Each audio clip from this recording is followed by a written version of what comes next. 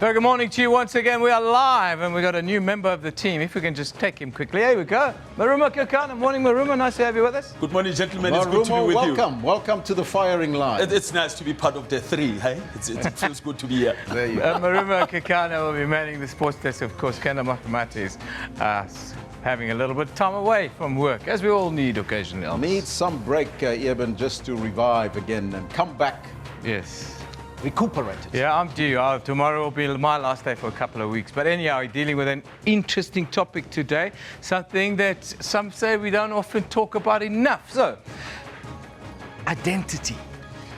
Identity, and specifically colored identity, because there's the community, the colored communities that feel that they are being disregarded for not being white enough during now, where we are speaking. The previous regime not being white enough and now not being black. Not black enough in the new democracy. And that's why we're asking you this question. It's on your screen right now. Are colored black? It's controversial, but yeah, we ask it straight up because these are the tough conversations that we need to have. And you guys are tweeting us a little bit already. Siafana is a regular contributor of us. Yeah, Siafana says, I'm a black people. I'm a black person probably, and proud of that, says Siafana. That's the only one so far. Keep tweeting us, guys. So we've got a great guest to kind of talk about identity. We've got, well, this lady has caused quite a stir in South Africa that last. We've got her live on the show at 10 o'clock, and she identifies herself as being black, despite being white. She was born white, parents are white, lily white for that matter, and she identifies with being white. She's Dolazar. She'll be in studio, in our Cape Town studios. You don't want to miss this. It's a continuing discussion from now until 11 o'clock. Race is what it's about, yes. Does skin color determine your race, or is it something that comes from within? Is it a calling? Is it something that you feel, or is it, oh, you are pink, therefore you must be a pig, or you are orange, therefore you must be an orange? In my case, Elvis, I got an interesting take on it myself, you know? I've always been called Indian here in the northern parts of the country because that's the only thing that people can kind of identify. Oh, you're the Indian guy. Even on the show, they call me the Indian commentator. I tell you. Now, I don't have a grain of Indian DNA in my body. But you could be having Cape Malay, and that makes the mixture, because coloreds are made out of all these races, from black to white to Khoi to San to Griqua to Indian as well. Yeah, so, you know, I've just kind of deal with it on a case-by-case basis. But it's quite close. Dipansu tweets us, says, race is based on physical traits, ancestry, genetics, or social relations. Skin pigmentation is also part of that. Rachel is confused, says Dipansu. Well, there you go, Rachel. Dolazal. She'll be on our show at 10 o'clock. This one from Rangwani says, that's what the white man has told us, Mos. Yeah, that they there's are black. another take on it. This one from Monaiwa Kenneth says, yes, that education we received in our lifetime, decolonize that education so we can get rid of all the race labels that we are stuck with, he Too many race labels in the country. Nazo says, yes, in this country, color codes label us as different people. And why should that be the question? Shouldn't we all just be South Africans? Drop the race labeling is what he says. Flow Surface says, no, it doesn't. It's just a way of describing people. Yes, but that way of describing people has a way of affecting people and connotations with regards to people. Let's go back to the poll quickly, guys, because it's interesting where we are. I got a bit sidetracked there. We've got 178 votes in now, and it's a close run thing. It says 50-50 say almost race determines, well, skin color determines your race. Well, I'd like to clear it up with all of you watching today. Elvis, I am not Indian. Yes, you are not, my friend. So stop race labeling me. I can verify that for you, for them as well. So please stop race labeling me, and please let's stop race labeling each other. Anyhow, tell us what you think, because Elvis, this is the discussion at the heart of where we are in South Africa. Exactly, and it needs to be discussed. It needs to be a discussion by all. So let's take a look at our top stories before we get there.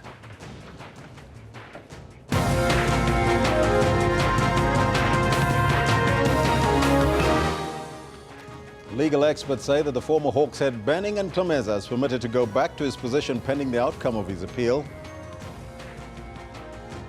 The Cape Town High Court will conduct an in loco inspection at the home of the murder-accused Henry van Breda at the Zalza estate in Stellenbosch this morning. And the Basic Education Minister, Angie Motshekga, has urged parents to ensure they use vehicles that comply with the requirements of scholar transport as set out by the department. Now, those are all your headlines, but before we get there, let's find out from Rumo Kakana what's happening on the sports front. Of course, look, it's been interesting. Not so long ago, we're having a chat about Lonwabo Tsotsobe. Cricket South Africa has banned him because of alleged fraudulent activities. And we're still talking about why are we still having players who are falling victim to such. Yeah, it's interesting. I think it's a personal thing. There's a lot of greed involved. And, you know, cricketers have a way, Marumo, of feeling that maybe the sport owes them something, that they're not as rich as footballers. Could there be that? Of course, what you can look forward to from the sports desk, as it's a crunch day in the Absa Premiership this evening, with the 5 leading title contenders all in action. Lock leaders, Cape Town City, will play the Soweto Giants, Kaizer Chiefs at the Cape Town Stadium. Of course, stay with us, but first we take you to the main desk where Elvis is standing by with news making headlines across the world. Thank you, Rumo. Let's start off with that top story. Legal experts say that the former Hawks head, Benning Ntlemeza, is permitted to go back to his position pending the outcome of his appeal. Yesterday, the police minister, Fikile Mbalula, told the media in Pretoria that Ntlemeza had illegally reported for work in the morning. However, Ntlemeza's lawyers argue that he has the legal right to remain in office pending an appeal of the High Court judgment setting aside his appointment as unlawful.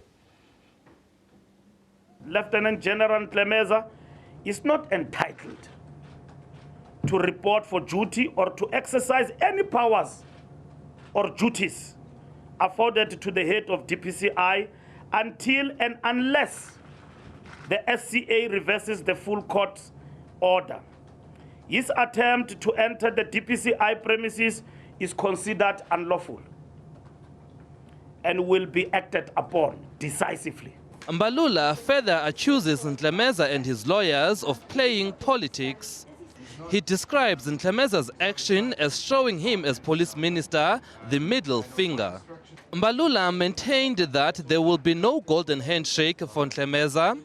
He says he should have stayed home and fight for his job through the courts. Mbalula also had tough words for acting police commissioner General Khomotso Phahlane, saying if he fails to retrieve state properties from Ntlemeza, he will be dealt with as well. Earlier, a handful of DA supporters picketed outside the Hawks offices, calling for the minister to take decisive action against Ntlemeza. Ntlemeza's lawyer was not available for comment following the Mbalula briefing. Sipho Sturman, SABC News, Pretoria. There was an application on his part for leave to appeal the initial order, which was where the court found that he was not fit and proper, that his appointment should be set aside and was essentially null and void. His application for leave to appeal was dismissed. We then applied as Freedom Under Law and Helen Suzman Foundation for immediate execution of that order, which is generally suspended during the appeal process. But in exceptional circumstances, where it can be shown that there will be harm proved if the order is not immediately executed, the court may grant this, which is what the court did. So you would then assume that there was no suspension of this order. But where this exceptional order is granted, there is an immediate right of appeal given the person against whom the order is awarded. But that appeal must be heard with extreme urgency. Okay. So the Supreme Court of Appeal now must hear the appeal relating to the execution of the order with extreme urgency.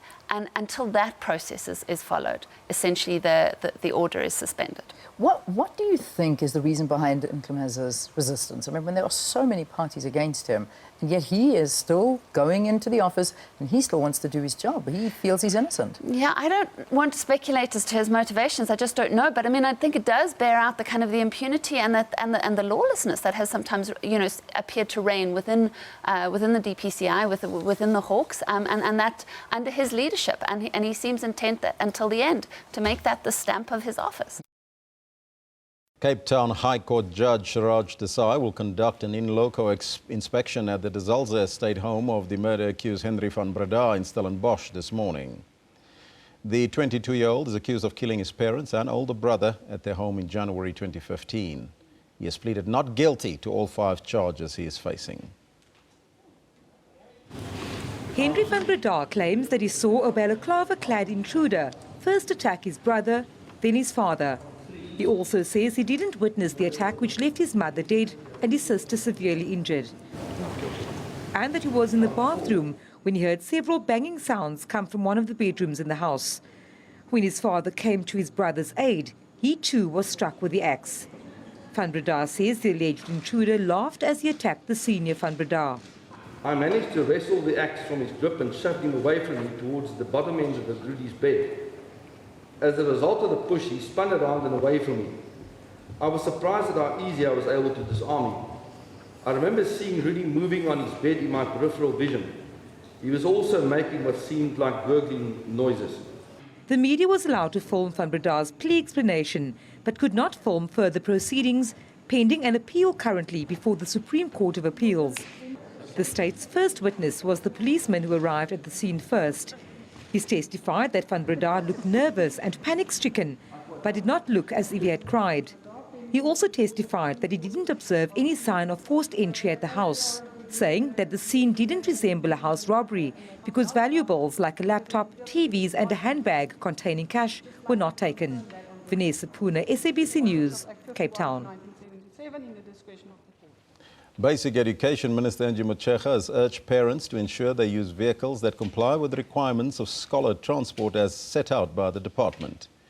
18 learners, 4 from Mahlenga Secondary and 14 from Rafano Primary, died in a road accident on Friday. A minibus in which they were travelling collided with a truck at Wolfenkop near Verena in Mpumalanga. Families are still to decide whether they will hold individual or a mass funeral service.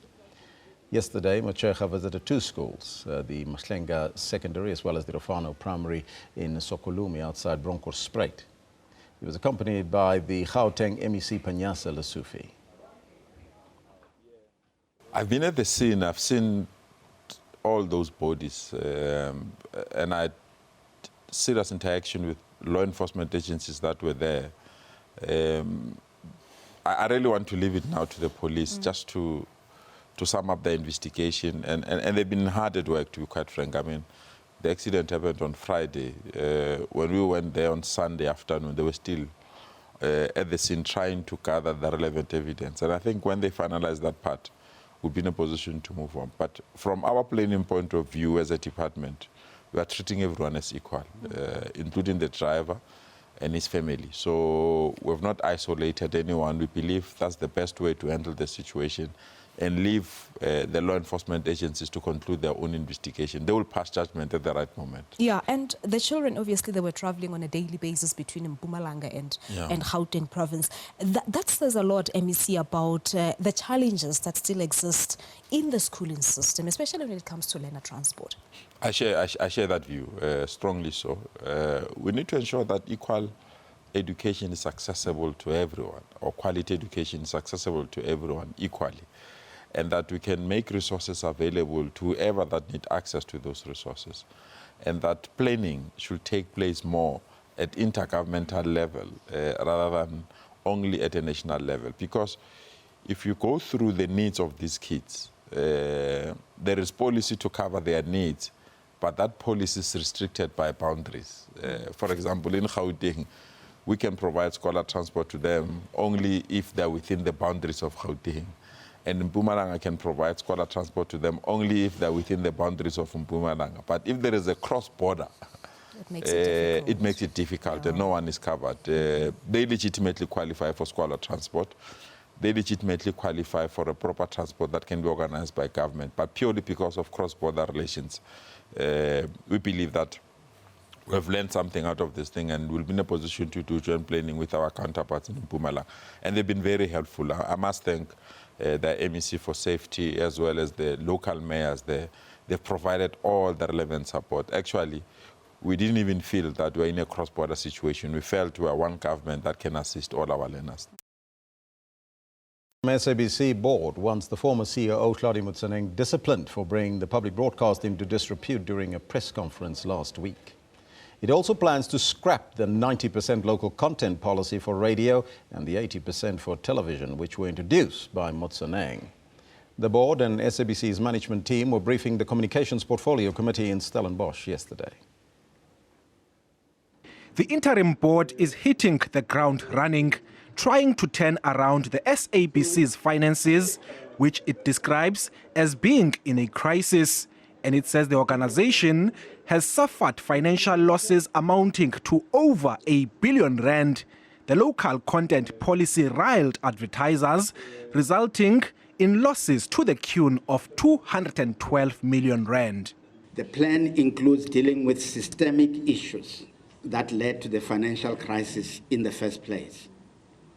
It includes reversing bad decisions, such as the 90-10 and 80-20 content issues. Former COO Hlaudi Motsoeneng is in the firing line, with the interim board describing some of his decisions as being rash. Motsoeneng will also be taken to task for holding a media conference last week. MPs have also urged the interim board to move swiftly in disciplining Motsoeneng. Those issues, the interim board must be seized with, because it's either Hlaudi, if it's under the employment of SABC, is taken into DC, or because of his utterances. I would have preferred that it be summary dismissal as listed in the SABC Code of Conduct, but I appreciate that due process needs to be followed even for summary dismissal. In the meantime, the committee has urged the interim board to establish whether former Communications Minister Faith Muthambi is still taking the SABC ad hoc committee report on legal review, and it wants its recommendations implemented without delay. Bulelani Philip, SABC News, Stellenbosch. Now, let's get to our theme, and a very interesting one today. We're looking at identity here in South Africa, and specifically colored identity. Eben, the question that we pose to our viewers there today is, are coloreds black? And that's a very interesting question in itself, isn't it? Yeah, because there are a couple of arguments, both sides of the coin, and of course we've got historical context to deal with and all these kinds of things. It's interesting to see what our viewers are saying. What are you guys tweeting us on this question? Alan Norris says, in the 60s, the Constitution declared that any persons born of mixed nationalities will be deemed a colored clearling or a braino. And that should be changed now, Alan, don't you think? Because that is born out of the apartheid books. Anyhow, Malibongwe says they are Africans, but not black. Well, there you interesting have it. take. Elvis, he says, I'm not comfortable with the term black because Africans are Africans, not blacks. Labeled grouping, it's discriminatory. We are all South Africans. Now, there is a very sober view. Yeah, race labeling has no place, he says. Jacob Perry comes in and says, colored is not black or white, it's something else, somewhere between black and white. Interesting. Ramina says all colored people are only black when it suits them and white when it suits them. Now, you see, there's another connotation. There's a different take on it, and that ties into a narrative that at times disturbs and makes uncomfortable. But that's what we're going to do. So we've been running a poll also because later we're talking to Rachel Dolezal, who, of course, is a white woman who's been proven to be white, who travels the world as a black person. I'm speaking to her. We'll talk to her at 10 o'clock, but we've asked this question on our poll. And the question that we're asking deals directly with the issue of skin color and race. Does skin color determine your race, is the question we ask. 216 votes in Elvis.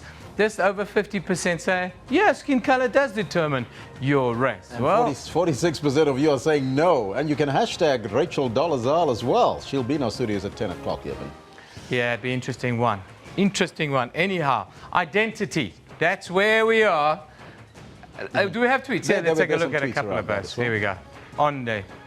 This one from Lungani says, I belong to the human race. Shalom. Thanks, Lungani. That's what we need in South Africa, to realize what we are first before labeling ourselves. This one from Madluka says, that's the reason why people are still killing each other, because It was embedded in our minds. It's just skin color. And that's it. what it is. That's a fact. It's the labels. It's the labels that divide us, Elvis, that causes all the problem.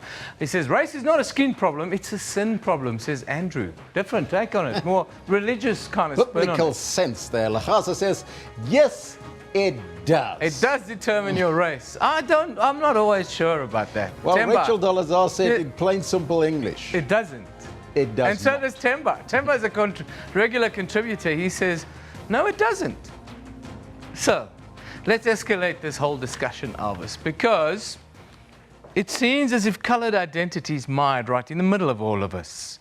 And this coloured mentality is an online documentary series that seeks to shed some light on what it means to be a coloured person here in South Africa. The series is the brainchild of Sarah Summers and Kelly Eve Koopman.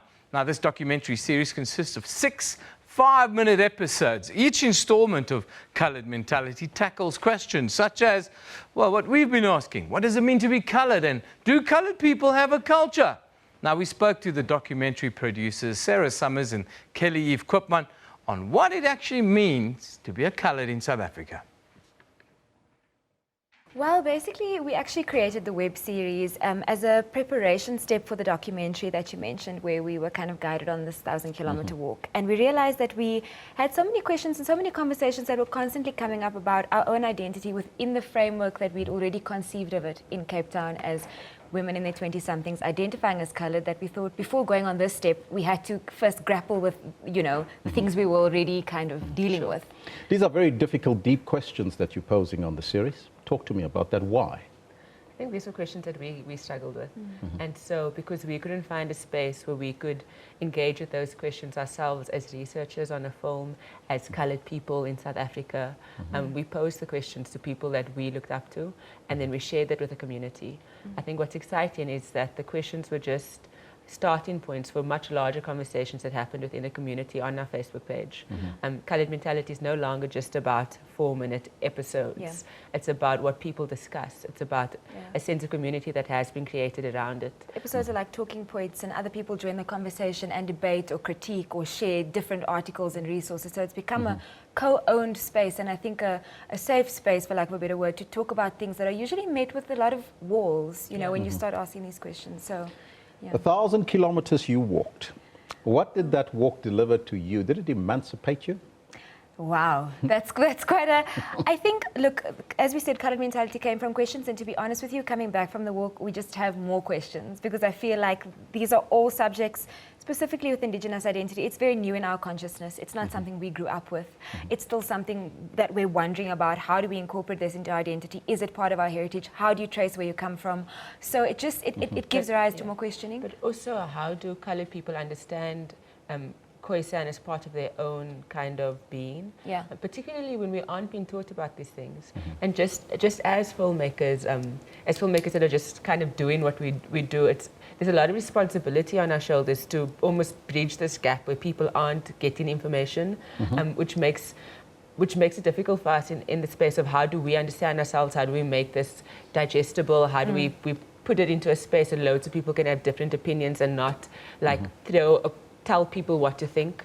Or what to identify as, or who's correct in their framework. And there's so much information that's necessary. You know, like the issue of indigeneity is like a huge one. You know, Khoisan people have the culture, like, we don't really know about it. All I was taught about Khoisan as a kid was that they were very fast runners, and they took messages for the Boers during the war.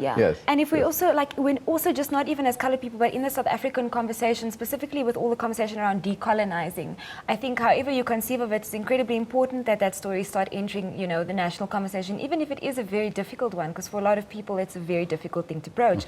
But, I mean, we need to give it space in some way. Now, colouredness remains misunderstood and even a maligned race.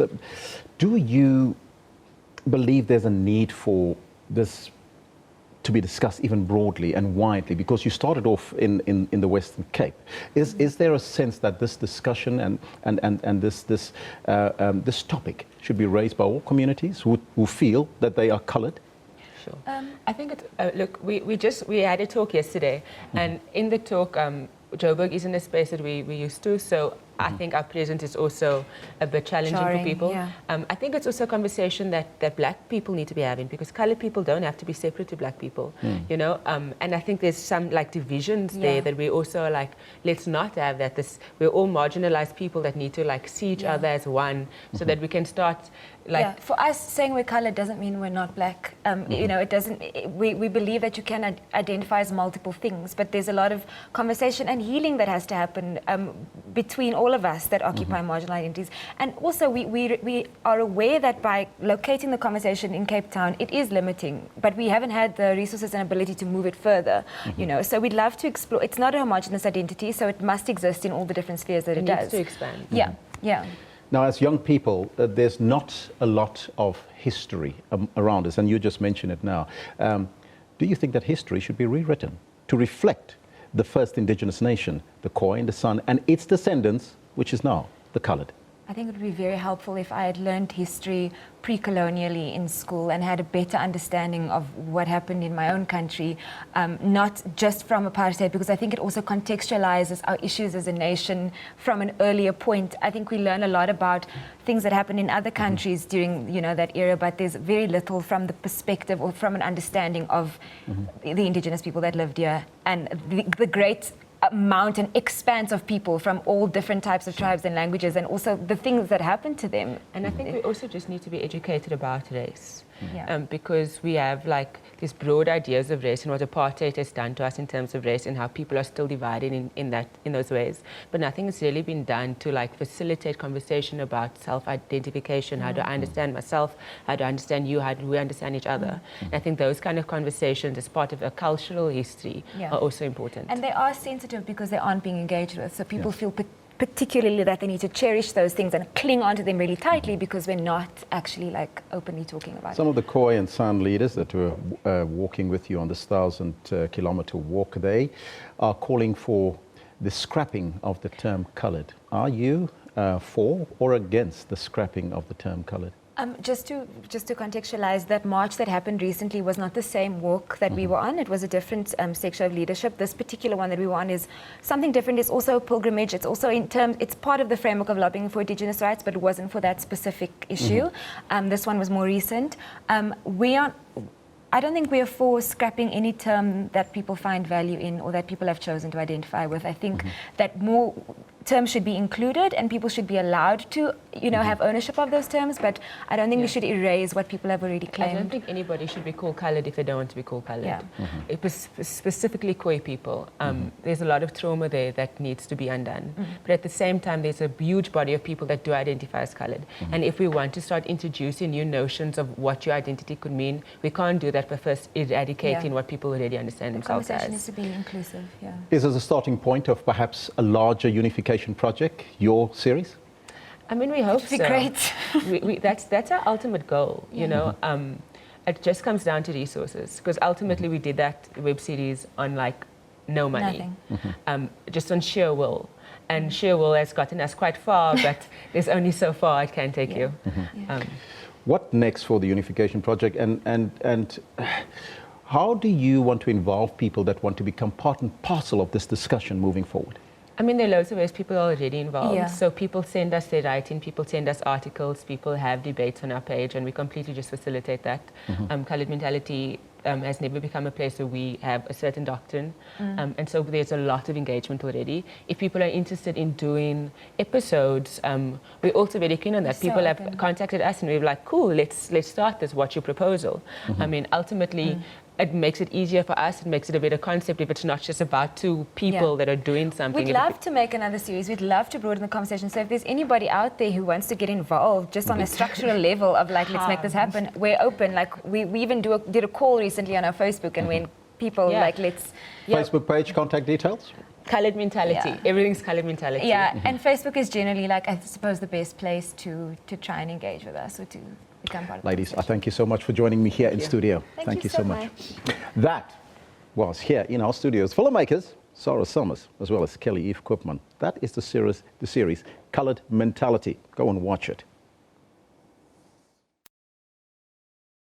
Recorded a little bit earlier by Alvis. Interesting, very interesting topic of conversation, coloured mentality. something that I've heard my entire life, and suddenly the penny drops and it means something completely different. But we've got the experts in to talk about this. We're also going to speak to Rachel Dollars a little bit. Before we do that, let's do a bit of housekeeping. Of course, social media, as always, very much part of this show today. The hashtag you should be looking for: protest. Yes, motorists travelling on the K43 in Lenasia South near Soweto, they are advised to use alternative routes as protesters are causing disruptions there. Then, of course, big story. Ntlhameza has been a hot topic for the last couple of days when former Hawks head Burning Ntlhameza did show up for work despite being replaced. The appeals court confirms that Ntlhameza has filed 2 appeal applications and people are having a bit of fun with it. Nande says, next time I attend a job interview and they don't inform me of the outcome after the interview, I'm attending work that very Monday. Yeah, everyone's having fun. Oh, moving on to some good news now for the continent. The first malaria vaccine trials are underway and they're expected to be distributed to Ghana, Kenya and Malawi next year. Malaria vaccine, go and have a look at it. This is what Africa needs. Tens of thousands of lives are going to be saved every single year. Now, more big steps for development. Google co-founder Larry Page tested out the first flying car, and you might be able to buy one of these by the end of this very year, the flying car. It's going to work in Joburg for me for sure. Then, it's never too late to be a model. Lauren Hutton, 73-year-old woman, has been chosen as the cover girl for Calvin Klein. Look at that, beautiful. Anyhow, let's now go to our picture of the day. I just thought we'd have to show it again. This one, Clark Sopper, and it's captioned, "Here is the flying car." If you didn't see it, I think it's brilliant. The flying car, yes. It's going to be a post-Google project. The company is called Kitty Hawk. Keep a lookout for it. It's certainly going to cause a lot of sensation. Our comment of the day comes from the Great Tornip and is captioned, "When you break up with Bae and she's still texting you, 'Good morning, baby,' the following day, it's now called Ntlhamezering." It's in response to the ex-Hawks boss Burning Ntlhameza reporting for duty yesterday, despite his call it line manager, Mbalula in this case, telling him, please, just relax. Anyhow, the courts are busy. There we go. Yeah, in Johannesburg, a 21-year-old man is expected to appear in the Orlando Magistrates Court in Soweto in connection with the murder of 5-year-old Tinyiko Mongwe. That happened in Orlando East. It's believed the subject abducted the child, slit his throat and drank his blood. How can you forget that case? He was then severely assaulted by the community. The suspect's been in hospital since and is expected to make his first court appearance today. It's a story that you're all interested in and we'll keep you updated. Another one here in Joburg, of course, the case against twins Brandon Lee and Tony Lee Tulsi is expected to resume at the Magistrates Court. Of course, the brothers are believed to have planned to set off explosives at the U.S. Embassy and several Jewish institutions. They both face 3 counts of contravening the Protection of Constitutional Democracy Against Terrorists and Related Activities Act. Then in Cape Town, High Court Judge Siraj Desai is holding an in loco inspection right now at the Desalza home of murder-accused Henry van Breda. That's, of course, in Stellenbosch. A 22-year-old van Breda is accused of killing his parents and older brother at their home in 2015. He's pleaded not guilty to all the charges against him. We'll keep you updated on the story. After the break, we'll talk about identity. Coloured identity will escalate it. Don't go away.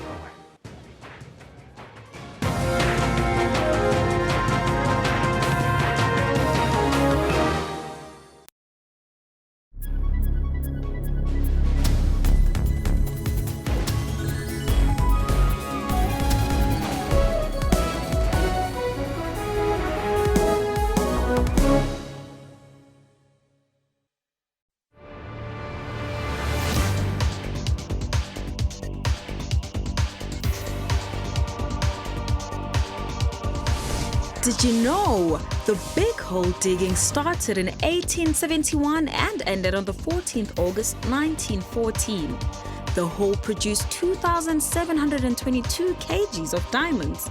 However, one diamond as huge as 490 carat of stone found in the open prior 1868 gave them the interest to dig. Extracted from 22.5 million tons of soil. Today, the hole sits at a breathtaking 214 meters deep. Kimberley Big Hole attracts tourists from all over the world, taking a vintage tram past the city, then cycling around the Big Hole.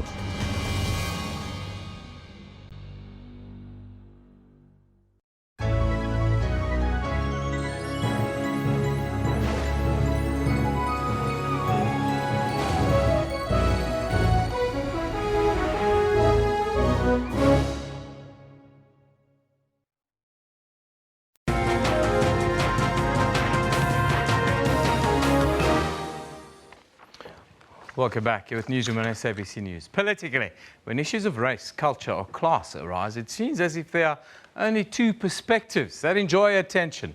The underprivileged, or black, and then the overprivileged or privileged, white perspective. The so-called coloured, or some would suggest the first indigenous nation perspective, is either not mentioned or being paid attention to at all. The scourge of gang wars on the Cape Flats, for instance, and drug lords here in Westbury and Johannesburg, where 7 people were shot dead in 2 weeks, does not even receive a headline, they say. Coloured share the same triple challenges, high levels of poverty, unemployment, and the social issues as their black counterparts. But there's a growing sense within the coloured communities that they were disregarded for then not being white enough in apartheid South Africa, and now not being black enough in the new democratic dispensation. Now, joining us in our Cape Town studios from the University of the Western Cape is Professor Desiree Lewis. He's a lecturer at the Department of Women and Gender Studies. A very good morning to you, Professor, and thank you for being with us. Hi, good morning.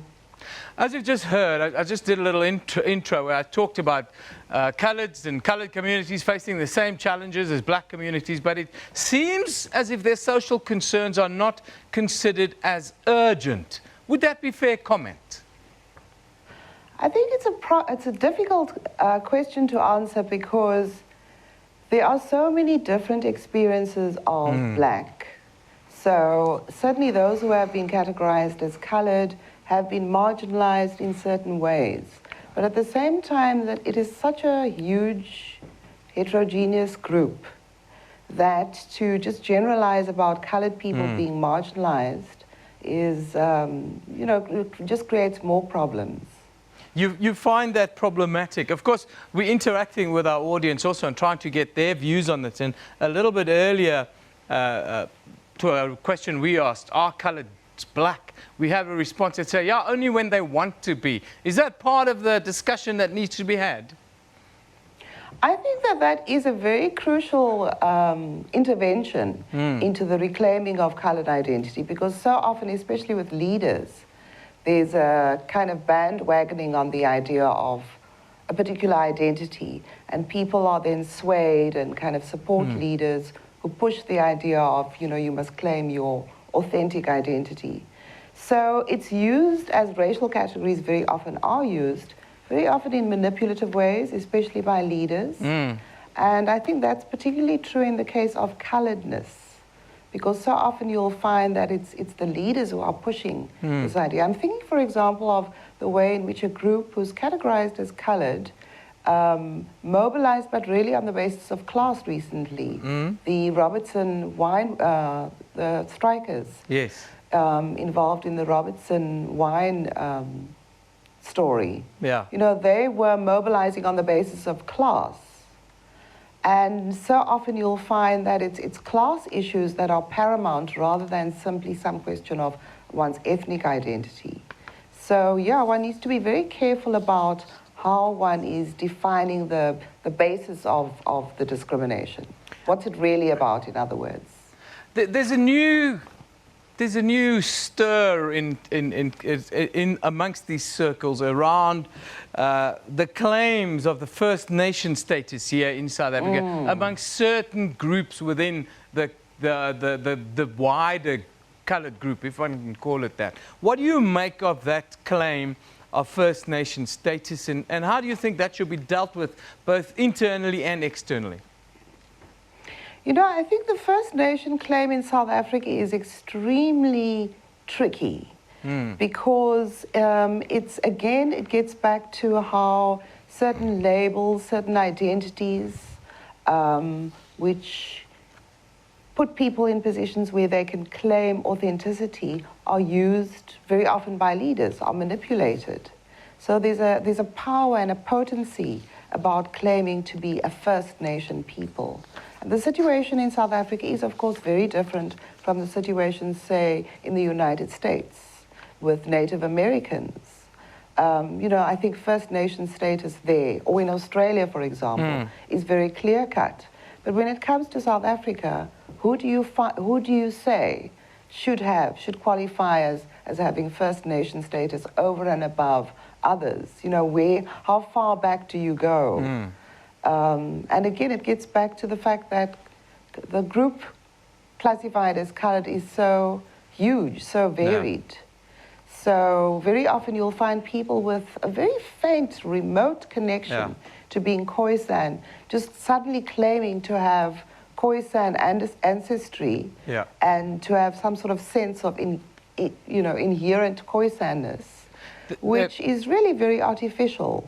There's of course the yearning to belong, I suppose, is part of that process. But I wanted to ask you in conclusion about the term itself, the name coloured. It exists only in South Africa. It's unique to us. Even within the coloured community, there's a move. Some groups want this term to be scrapped, and others are passionate about defending it. What do you make of that fight, and what do you make of the term? Personally, I have profound problems with the term and with claiming the term. For me, the definition of blackness, claiming blackness, makes sense in the context of racism, which of course isn't necessarily eradicated with the elimination of formal racism. But coloured has a history of being divisive, of dividing people, of creating boundaries, of creating a certain mindset which makes certain people feel that they are somehow different and somehow special and somehow closer to whiteness. And I don't think that legacy can ever really be erased. And I think claiming colouredness always goes along with claiming a certain quite conservative perspective. And it is a race label that really should not exist today, should it? Absolutely. I mean, it's actually terrifying that the label has been revitalized and revived. So among young people, I find among my students, there's a sort of an urgent need to claim it and to behave as if it's somehow essential, as you know, it's a fact of life rather than a construction. Professor, it's great talking to you. Thank you very much. We've got Dr. Leonard Martin here in studio. He's going to be next. Maybe you should just sit around and listen to his views, because it's quite interesting. That is from our Cape Town studios, University of Western Cape's Professor Desiree Lewis, talking about, well, identity, the issues that we face with. Of course, we've been asking you the question today is, are colours black? Yeah, we're cutting to the chase. Here are your tweets. Barry Martin says, there are a huge difference between black and any other colour. Coloured people are very close to our relatives, the Khoisan. Others say they want to be very close to white South Africans, Barry Martin. And therein lies a lot of the difficulty. Brigo Brick says, Nguni tribes are from East Africa and they are Xhosa. The Khoi and the San are the original South African, like it or not. He said, don't wipe our history. Yep. Abelungu Bayanya says, Newsroom, you can't be black and Chinese at the same time. Does that answer your question? Thank you for a bit of sobriety. Michael, the big MC Tole, says, yes, they are, even though they possess a diverse heritage or background, they are one of us. Michael, so tall, sober view. Nombuyiselo says, coloureds are coloureds, as albinos are not white. Yes. Some interesting views, don't you think? Some great views coming through. You would not believe that people would think so far with regards to all of these things that we take so for granted every day. Anyhow, we'll continue this discussion after the break with Dr. Leonard Martin. He's here to talk to Alvis about this uncomfortable, ugly truth that we often face. Don't go away.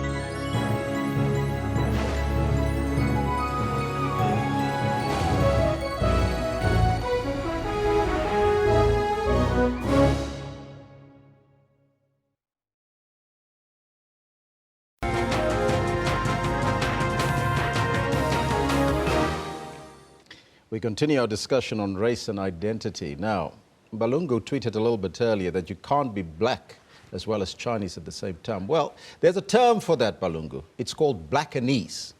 Now, the indigenous people of South Africa would be the earliest group of people who lived in South Africa on a continuous basis, but colonization as well as slavery affected the ancestry of the first indigenous nation, the Khoi and the San.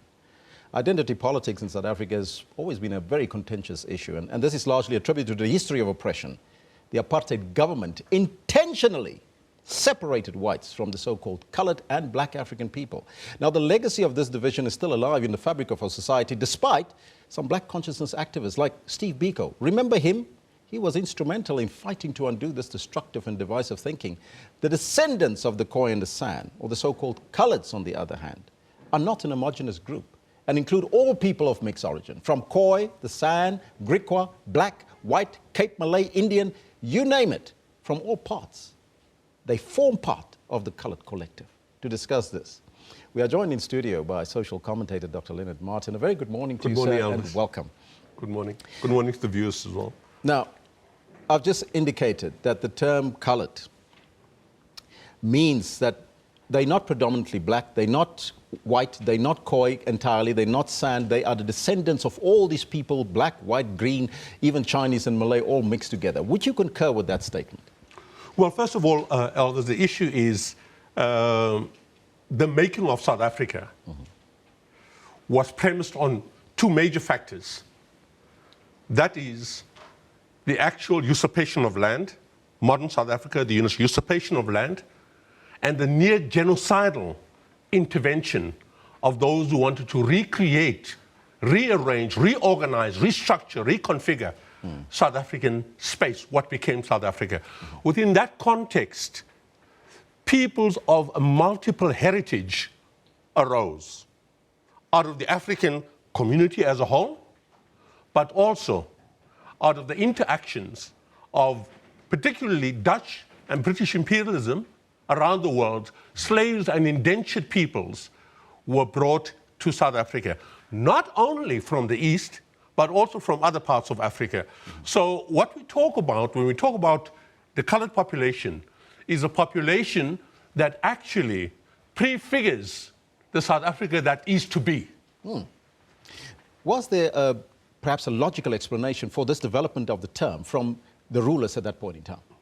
Well, the British in particular had been, like the Spanish, like the Dutch, been around the world.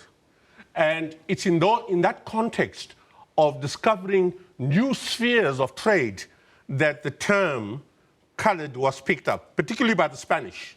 They took it to the so-called New World, South America, and of that process created, out of the necessity for hierarchy, a schema of who is lesser and who is higher within the context of the New World. And it's in that context the term colored, which primarily means someone who is socially dead, somebody who's been robbed of land, identity, was created. In South Africa, that term primarily was brought here by the English-speaking British. Let us remember, too, that, even the Dutch did not call themselves white when they came here. Even our modern Afrikaners did not call themselves white initially. They called themselves blank, which, if you translate it correctly, meant somebody of a lighter color. It is the British that laid the basis for whiteness in South Africa, and in that context created this notion of racial authenticities that have, in fact, now encumbered people who are called colored with the issues that we are discussing. Does this then suggest that colored people cannot be considered as the indigenous group that they claim they are? Well, we have to understand that there were shifts that took place. The overwhelming majority of the colored population emerged out of the population called Khoisan. The Khoisan are African people. Let us not forget that. But it's in the context of being imposed upon that this question of whether colors are indigenous or are descendants of the Khoisan is still being debated. It's almost a ridiculous question. where do colored people then come from? Yes. If African, are coloreds then black? Because that's the question we pose to our viewers. Your thoughts? Well, you see, we have to look at the issues of the shifts that have taken place. How much nominal is there in the term black? If we remove the nominal, then colored people, of course, are black. If we remove the nominality of the term black, because like whiteness is white only with reference to the power structure. Radically change the power structure in South Africa, there would be no ideological basis for whiteness. Are there remedies open to the coloreds or the descendants of the Khoi and the San who have been disenfranchised by legislation in the past, do you think? What we are faced with in our country, Elvis, is the notion of racial collectivities. The hierarchical structure of South Africa has created, due to apartheid, the normalization of racial collectivities. It's in that context that the term colored becomes a term of disempowerment, marginalization from identity, but also marginalization from self. Coloreds face the same challenges as their black counterparts, but there's a growing sense within the colored communities that they are marginalized. There are gang wars on the Cape Flats, drug lords in Westbury in Johannesburg. 7 people were shot dead in the last 2 weeks. Not much of a headline there. Would that be a fair assessment of exclusion and perhaps marginalization of the colored communities? Well, the marginalization of colored people starts within the very context of colonizing and creating cheap labor. That legacy has continued right up to the present. And if we look at the issue of what is the cause of the marginalization, it goes back to the issues that racial collectivities have much more to do with power and access to resources. And it's in that context that we have to look at the issue of marginalization, social invisibility, and the questioning of identity. And of course, it would be a correct assessment if we look at the social situation in certain areas where colored people are living, that the marginalization is extreme, unemployment, lack of housing, and of course, the festering legacy of gang wars, which are becoming increasingly entrenched due to the contestation of space where there's no jobs. The gangs appear, and you have an actual unraveling of communities. Now, Professor Lewis earlier said that claiming First Nation status is a bit tricky. Would you say that that is the case, and should the descendants of the first indigenous nation reconcile with the fact that they are coloreds, and can they reclaim their indigenous status? Oh yes, of course. This has happened throughout the world. There's nothing tricky in a serious analytical sense. The issue here are power relations. Just as with the term colored, it's not so much the term, but the power relations that actually give sustenance, that give a certain life to this term. Why was this term re-embedded in our constitution after 1994? It's a major question which we face within South African democracy, and it's on that basis and that background that the issue of identity has become a very tense issue, an issue of contestation in terms of what are these collectivities in South Africa that go by the name of race. And it's in that context that claims of first indigeneity, First Nation status are being made. And of course, there is a direct line between colonialism and the emergence of a people called colored people directly out of the Khoi and San. Doctor, as usual, thank you so much for your insights. Thank you very much. That was social commentator Dr. Leonard Martin. And of course, that's why we're asking you the question, as well as conducting a poll on this very same issue. Let's take a look at the question that we posed to you today on your screen right now. We want to know from you about this. What do you make of all of this? The question of the day, are coloreds black? That's the question on the Twitter handle at SABC Newsroom, as well as on the Facebook page. But you can also, we're also conducting the poll, and you can send us your vote over there. Let's see where it lies. 236 votes in. 54% of you are saying skin color does not determine your race, and 46% are saying no. Now, the reason why we're asking this question there, you'll see there's a hashtag Rachel Dolezal. She's standing by in our Cape Town studios. We will engage with her shortly to find out. She's a white woman, but she claimed blackness. Katlego says, no, skin color doesn't determine your race, but your history does. Whites brainwashed us and made us believe that during the apartheid years. This one from Ricardo Pitt says, I can be dark-skinned but still not qualify as a black. Same, I can be light as snow, but I'm still not qualify as an umlungu. So, no, it does not. These are some of your comments. You can keep them coming. There's another one here from Kuzizi. Says, in South Africa, the first thing you see when you look at a person is color. You know when you see a white, a black, or a colored. So he wants them to be identified by color and race. Keep them coming. We'll read those comments as we continue, but we'll take a break. But you don't want to miss the next hour. It's going to be incredible. We'll see you then.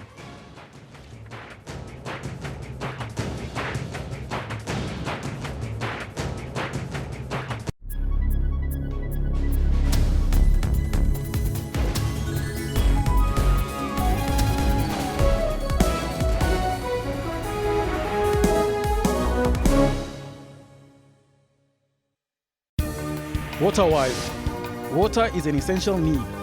The scarcity of it could lead to loss of many lives, including livestock, plants, and much more. It requires us to use it sparingly and responsibly in times of need, failing which our taps and sanitation will not function.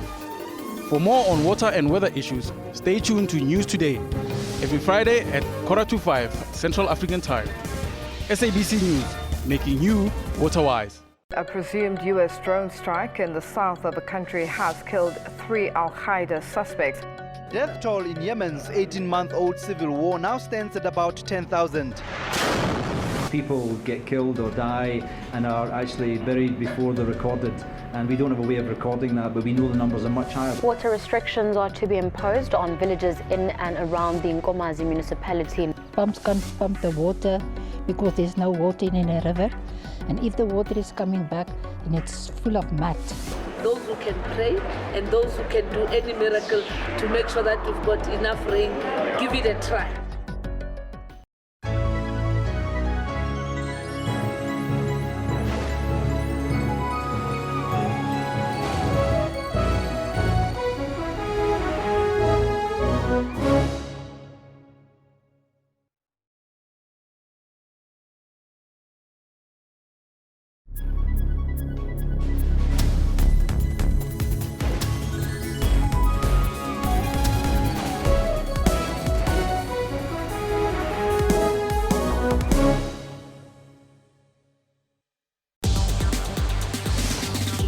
Phones, cloud systems and robots have taken over a lot of what used to be done manually. Our accounting system is actually based on the cloud. Google nowadays can tell you where you parked your car. And Africa's entrepreneurs are using technology to create. With Pocket Masipala, you can basically do all the services that you would do at the municipality physically by going there, but you can now do them on a mobile app. Join me, Spumelele Zondi, on Sundays at 9 p.m. on SABC News.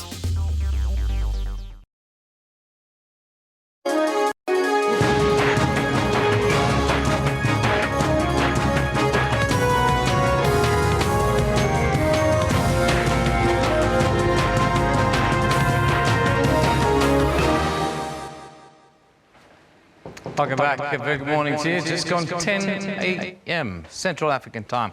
That is, we'll be with you until midnight with Maruma. Nice to be with you, Maruma. Likewise, it's good to be here. What do you make of this conversation we're having around identity? It's a very interesting one now with the latest race now being the yellow bones. You know, everywhere you go now, you are now, you know, we have the yellow bones who's now also. Look, it's a very interesting one because, look, the issue of identity in South Africa, it goes deep. It's one of those, even amongst black, you still have those blacks that are suffering with identical crisis. Yeah, it's just... That is true. And maybe these are from here we can escalate this kind of discussion. Even minorities within a majority grouping, that's what Maruma talks about. He is having a little bit of fun. But this is the question we're asking you. Of course, we've been talking about identity. Are colours really black? You guys have been tweeting us, Maruma. What are people saying while they're tweeting us? What is Tulani? Tulani says coloured are black. Finish. And Klaar. I like that. Yeah. Finish and Klaar. Mihle says, I don't know really. Maybe it's a mixture of whites and blacks. I don't know how.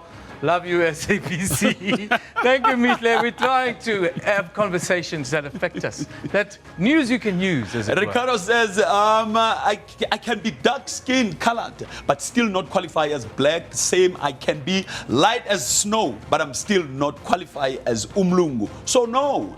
So, it's a tough one. The Mlungus this side are not identifying with you. The black brothers this side are saying, yeah, you're not black enough, maybe. It's a tough one. But how do you decide what race you are? And can you even decide? Now, we're running a poll, and we have, of course, shortly we'll be talking to Rachel Dolezal, who is, a woman who identifies herself as black, despite being born white. So, we're asking this question, Maruma. Does skin color determine your race? Look, for now, we have 236 votes, 54% of the viewers at home saying yes, and only 46 saying no. So it's a close affair. A close affair, yes, and it's the existential questions that we ask ourselves every day. Skin color, is it skin deep? Is love skin deep? How is this thing? You guys are tweeting us a lot, though, on this question. Let's see what your tweets are saying. Bariseto says, no, because we are part of the human race. To the point. Yeah. Let's all be just one human race. Africa saying God made humans, so we differ. White claim to be the first one. There you go. That's where we have to. We are all here together. We should work together. Yeah, important. Iman Suleiman says the following: apartheid name, coloureds are uniquely South African. We are one of a kind. A mixture of South Africa, proudly coloured, she says. Yes, some claim the identity and live with it. Dheeraj saying that how long are you going to be black, white, Indian or colored?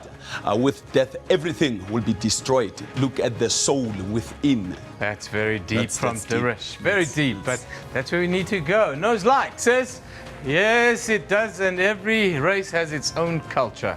Yes, they say the colours don't have culture. The colours say, no, we are a mixture of all the cultures in South Africa. We are the end product of all the cultures. So we embrace everything. Embracing everything. And that's, at the end of it, that's where we are. Of course, shortly, we're going to be escalating this discussion around race and identity. But first, let's take a look at the news right now.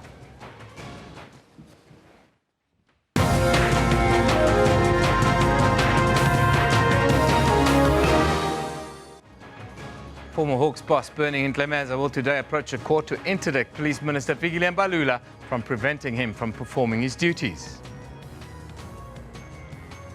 The Cape Town High Court will conduct an in loco inspection at the home of murder accused Henry van Breda at the Dizalze estate in Stellenbosch this morning.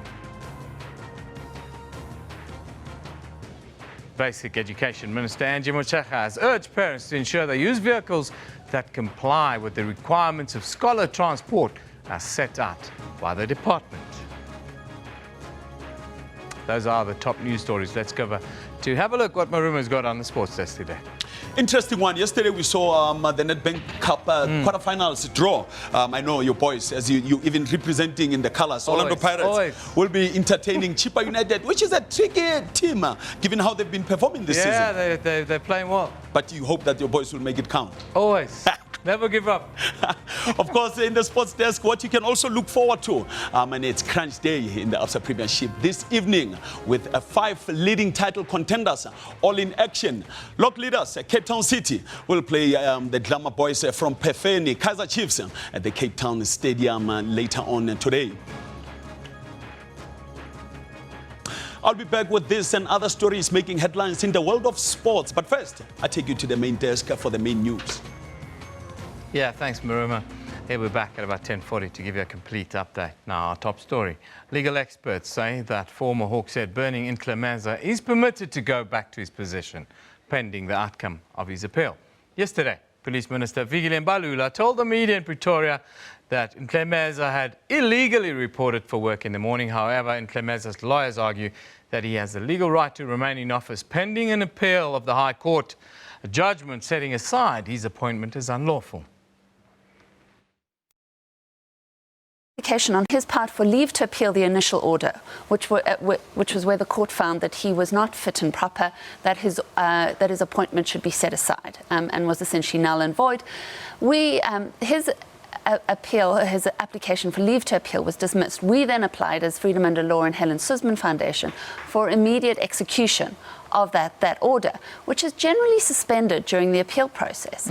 But in exceptional circumstances, where it can be shown that there will be harm proved if the order is not immediately executed, the court may grant this, which is what the court did.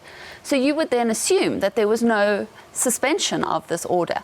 But where this exceptional order is granted, there is an immediate right of appeal given the person against whom the order is awarded. But that appeal must be heard with extreme urgency. So the Supreme Court of Appeal now must hear the appeal relating to the execution of the order with extreme urgency, and until that process is followed, essentially the order is suspended. What do you think is the reason behind Ntlemeza's resistance? I mean, when there are so many parties against him, and yet he is still going into the office and he still wants to do his job. He feels he's innocent. Yeah, I don't want to speculate as to his motivations. I just don't know. But I mean, I think it does bear out the kind of the impunity and the lawlessness that has sometimes, appeared to reign within the DPCI, within the Hawks, and that under his leadership. And he seems intent until the end to make that the stamp of his office. Cape Town High Court Judge Siraj Desai will conduct an in-loco inspection at the De Zalze homes of murder-accused Henry van Breda. That's in Stellenbosch this morning. The 22-year-old is accused of killing his parents and older brother at their home in January of 2015. He has pleaded not guilty to all 5 charges that he is facing. Henry van Breda claims that he saw a balaclava-clad intruder first attack his brother, then his father. He also says he didn't witness the attack which left his mother dead and his sister severely injured. And that he was in the bathroom when he heard several banging sounds come from one of the bedrooms in the house. When his father came to his brother's aid, he too was struck with the axe. Van Breda says the alleged intruder laughed as he attacked the senior Van Breda. I managed to wrestle the axe from his grip and shoved him away from me towards the bottom end of Rudy's bed. As a result of the push, he spun around and away from me. I was surprised at how easy I was able to disarm him. I remember seeing Rudy moving on his bed in my peripheral vision. He was also making what seemed like gurgling noises. The media was allowed to film Van Breda's plea explanation, but could not film further proceedings, pending an appeal currently before the Supreme Court of Appeals. The state's first witness was the policeman who arrived at the scene first. He's testified that Van Breda looked nervous and panic-stricken, but did not look as if he had cried. He also testified that he didn't observe any sign of forced entry at the house, saying that the scene didn't resemble a house robbery because valuables like a laptop, TVs and a handbag containing cash were not taken. Vanessa Puna, SABC News, Cape Town. Basic Education Minister Angie Motshekga has urged parents to ensure they use vehicles that comply with the requirements of scholar transport as set out by her department. 18 learners, 4 from Mahlenga Secondary and 14 from the Refano Primary near Bronkhorstspruit died in a road accident on Friday.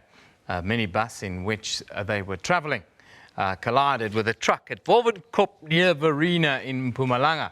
Families are still to decide whether they will hold individual or a mass funeral service. Yesterday, Motshekga visited 2 schools. That's the Mahlenga Secondary and Refano Primary in Sokotlumi outside of Bronkhorstspruit. She was accompanied by the Gauteng MEC for Education, Panyaza Lesufi. Far-right French presidential candidate Marine Le Pen has announced that she is stepping aside as the leader of a National Front party. The move comes just a day after she reached the second round of the French election, where she will face centrist Emmanuel Macron. French presidential candidate Marine Le Pen standing aside, temporarily at least, as the leader of the National Front, saying during a television interview the president is the president of all French people and needs to unite them. That's a deeply held conviction, but now we have to act on it. And that's why I think it's essential to stand back temporarily from the leadership of the National Front. So, this evening, I'm no longer the president of the National Front. I am a candidate for the presidency of France. The move appears to be a mere formality, changing nothing in her campaign platform. Le Pen finished a close second in Sunday's first round, beaten by centrist Emmanuel Macron. Most polls see the far-right candidate trailing her inexperienced rival 40 points to 60 in the runoff vote in 2 weeks' time. Her aim now is to widen her support base in order to beat Macron on May 7th. In the same interview, expressing her confidence in doing just that, saying it's totally doable. Opening the battle for the second round votes, Le Pen attacked Macron as being weak on the issue of Islamist militancy and reaffirmed her promise to suspend the EU's open border agreement and expel foreigners on intelligence service watch lists. Outgoing French President François Hollande urging voters to back Macron on Monday, saying Le Pen represents a risk for France. Well, let's now go back to our theme today. Of course, we've been talking about identity in the first hour. Now, the quest for a non-racial South African society is hosting, or currently hosting, a dialogue around various communities on the topic of race. The aim of the dialogue is to ask if the concept of race still has a place in post-colonial South Africa and to try and promote the agenda for racial harmony amongst all South Africans. Now, one of the guest speakers include Rachel Dolezal, who identifies as black despite being born white. Now, the dialogue has been met with mixed emotions as a civil society group understanding decolonization and cultural appropriation started a petition to stop the US race activist Rachel Dolezal from speaking here at the South African event. Now, we're fortunate from our Sea Point studio, we are joined by the founder of the Quest for a Non-Racial South African Society Dialogue, Bishop Clyde Ramalane, and race activist herself, as well as author Rachel Dolezal. Very good morning to the both of you, and great to have you with us on the Newsroom show. Thank you. Good morning, Evan. Before, let's start with you, Bishop. I want to talk about the Quest for a Non-Racial South African Society Dialogue. Where are we, and is it still a possibility? Yes, indeed. Well, we just started the conversation. The history for that is the fact that 23 years into democracy, there is a need, and we constantly see the flaring up of racist activities. There's a need to have a conversation concerning the subject of race for the configuration of our identities as South Africans. And since we're experiencing more intense, rather, impact in terms of these racist activities, the desire is therefore to have a conversation to find out where and how South Africans think concerning themselves in terms of identity, with the hope, the expressed hope, to arrive at an acceptance of self-identification, which should be a democratic franchise right. Rachel, if I can come across to you and ask you to talk to us about the possibility of a true non-racial society and non-racial world. Do you believe that, and is it possible? I do believe it's possible, and I actually believe that it's in fact part of decolonizing our minds, in a sense of, you know, the very colonial powers rested on the view of race, the worldview that there are separate human races and there are distinct biological and behavioral human differences amongst these races. And I do believe that, you know, questioning this worldview is part of undoing racism, in fact, in society. Why did you choose to identify as black? And if I can escalate that question, what for you determines race? Mm-hmm. Well, you know, I believe that, in a sense, we are one human race, and so I discard the notion of race because I believe it's a social construct. It's been created as a fiction by human beings, and so as part of the human race, in a sense, racially identify as human, but culturally and philosophically and socially and politically, identify as black, because in America, where I live, there's just a very distinct color line, and in politics and social life and philosophy and culture, on that black and white divide, I am much more black than white. Bishop, race itself, is that at the center of the world's, or the divide and rule principle that's got us all on the run, as it were, in the world? I would think so. Let us not forget that the construct of race, is a formal construct, came about when some intellectuals around about 1785, the likes of Immanuel Kant and Chris Linnaeus, gave us their first interpretation of race. Kant more so in what we call the Russian documents that he wrote. And in such, the idea was created that there are different categories of races, of which, of course, the higher rating would then go to white, so-called white people. The challenge of our society currently is that we have a history. Our democratic dispensation since 1994 had an opportunity to afford South Africans the opportunity to engage on the subject. It instead opted to go to the colonial state of 1910 and the 1948 state, which determined their citizens in that regard. If you look at the 1910 state, they after a series of commissions came about with what we would call the Land Native Act of 1913. If you look at the apartheid state of 1950, or 1948 rather, we have what we would call the identity of colored out of Act 39, Section C of 1950, that declared people like my father and them colored, that always existed. Now, my challenge is, instead of the democratic state affording South Africans the opportunity to hear them out and ask them, the state continues as if the state knows what a colored look like, what an African look like, what a black look like, what a white person look like, and what an Indian look like. And we're questioning that, and we're saying at least the democratic state should afford us, as its citizenry, the right to engage and articulate how we define ourselves. Rachel, in that regard. Thanks, Bishop. I just want to ask Rachel about, there've been groups who don't want to talk about race here in South Africa on the speaking engagement, and how do you respond to that? But also, how do you think about your place in the world?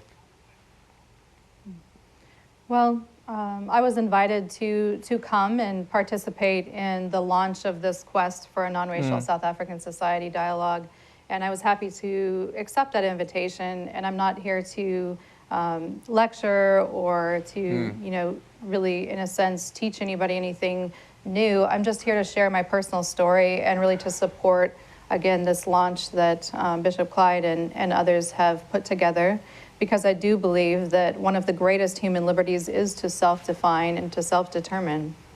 Now, tell me about your book in full color, Finding a Place in a Black and White World. It's an interesting take on all of it. The book and your journey. Yeah, so the book was released March 28th, and it's in bookstores, actually here in South Africa and Australia and the UK and also the United States. 4 countries who really have a history of this racial polarization and even government laws and legislation based on the race worldview. And so I think that it's very pertinent and relevant to trace an individual journey through, I may have somewhat of a unique racial and cultural journey in a sense, but I think that there's, there's so many ways in which we are, as Maya Angelou said, more alike than we are unalike. That's absolutely. Bishop, let's just wrap up the conversation with you with regards to your discussions or your engagement with former President Thabo Mbeki, proposed solutions to racism. Tell me a little bit about your arguments in this case. Well, we all rightly against racism. And in the recent Thinker journal for thought leaders, I tried to make the case that when former President spoke at the South African Council of Human Rights about a year ago, he addressed the subject of racism for that matter, and he argued that we must go back and look at our policies. My challenge to him is that instead of just looking at that, let's first understand why South Africa in democracy holds on in anthropology to the race configurations that we currently have. Secondly, it would be for me difficult to understand how one would be able to red card racism when you refuse to allow race, the product of a racist mind, to die as well. So if we continue to have race, how do we have the hope then of eradicating racism? The conversation then therefore should be, race is not a benign structure, a construct that went awry for that matter, but race is the actual problem we are dealing with. And the fact of the matter is that when we had put this event together, we found out that there are so many people in our country who are not prepared to talk in a civilized way on the subject matter, but rather would prefer to run on Twitter, and Twitter is no discourse. That's ranting in that regard. And so we're seeking to have a conversation amongst all people, all convictions, different age groups, to hear what our kids, for example, are saying, to hear what older people are saying. For example, in my particular case, I identify as Khoisan. There is not a single form in this country that identifies me. Certainly, if you continue to misidentify me, it must then indicate that we are dealing with a human rights violation at this point in time. I want to go to Rachel and ask her, because Rachel, we're putting it to our viewers today. We asked them around the term coloured, and it's a conversation we've had for months and months and months on end. What do you make of this term coloured in South Africa? It's a race label born out of apartheid. It's used nowhere else in the world, but there's a community that passionately identifies with that race label. How do you view that race label? Well, I think that coming from America, I for sure am familiar with the history where we had colored drinking fountains and white drinking fountains. And so in America, that term actually was another term for black under the one-drop rule, the Jim Crow era, before the Civil Rights Movement. So that's kind of the first context that I would have for that term as an American. But for sure, I think there are some connections in the apartheid structure here in South Africa and the racist hierarchy structure in America, where our Constitution lists black people as 3/5 a human being. And once again, under the segregation era in the Jim Crow time, there were separate facilities and separate schools and so forth. And so the Civil Rights Movement really granted us, or won us, in a sense, the right to entry or equal entry. But once inside those doors, many people still have not experienced full equity.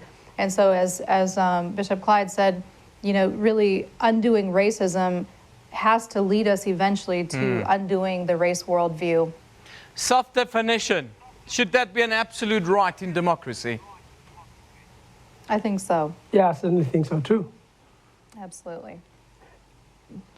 You want me to respond to that? Yeah, Bishop Clyde, you're on it. Why don't you just wrap up the whole conversation for us? You got less than a minute, though. I take my conversation of self-definition to a very personal moment in my life at the age of 16, when my late father said to me something that I wasn't prepared yet to deal with. He said to me, "I will not tell you who to get married to, won't tell you what church you should belong to, and I will not tell you who you are." He says, forget the first two, but the latter one, I would like you to commit this day that when you do find out who you are, let no man ever define you. It became the pursuit from 16 years old, I'm 51 years old right now, of my life to understand who I am.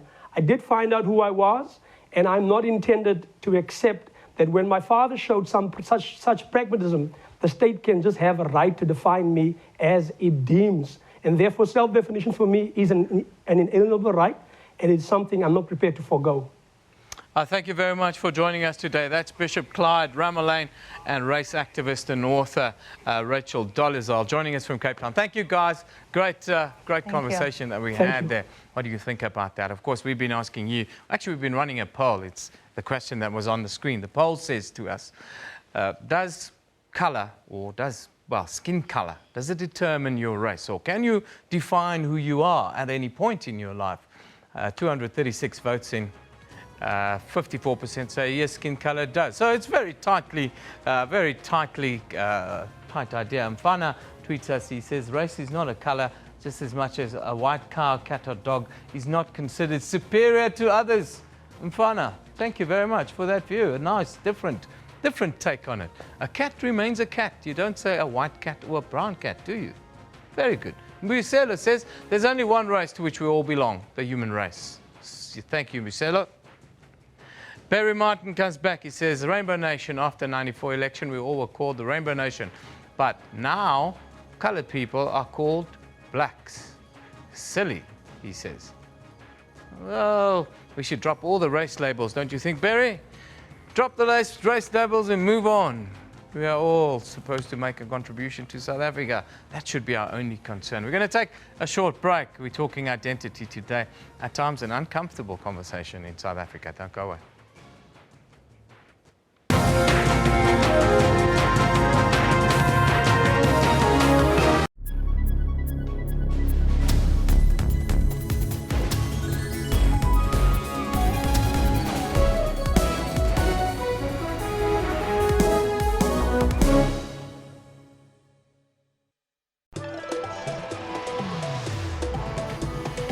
About that trending life, the looking good and all that slayage? Well, fear not, because Trends has all the fashion do's and don'ts for you to stay on point this upcoming season.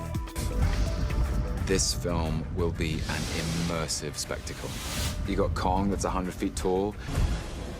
It tells this incredible story of man versus nature.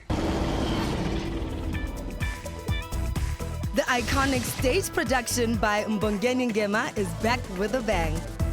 Sarafina is a classic South African production. I always choose to align myself with brands that I just love.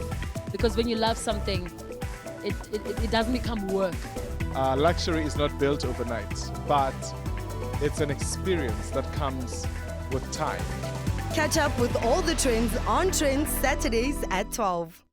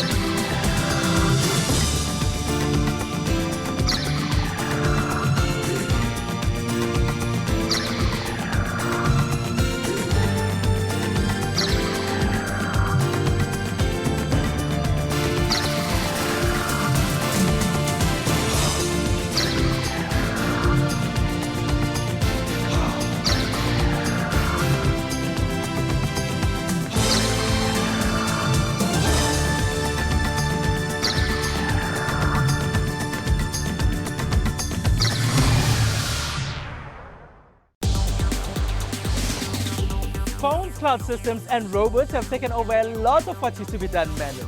Our accounting system is actually based on the cloud. Google nowadays can tell you where you parked your car. And Africa's entrepreneurs are using technology to create. With Pocket Masipala, you can basically do all the services that you would do at the municipality physically by going there, but you can now do them on a mobile app. Join me, Siphumelele Zondi, on Sundays at 9 p.m. on SABC News.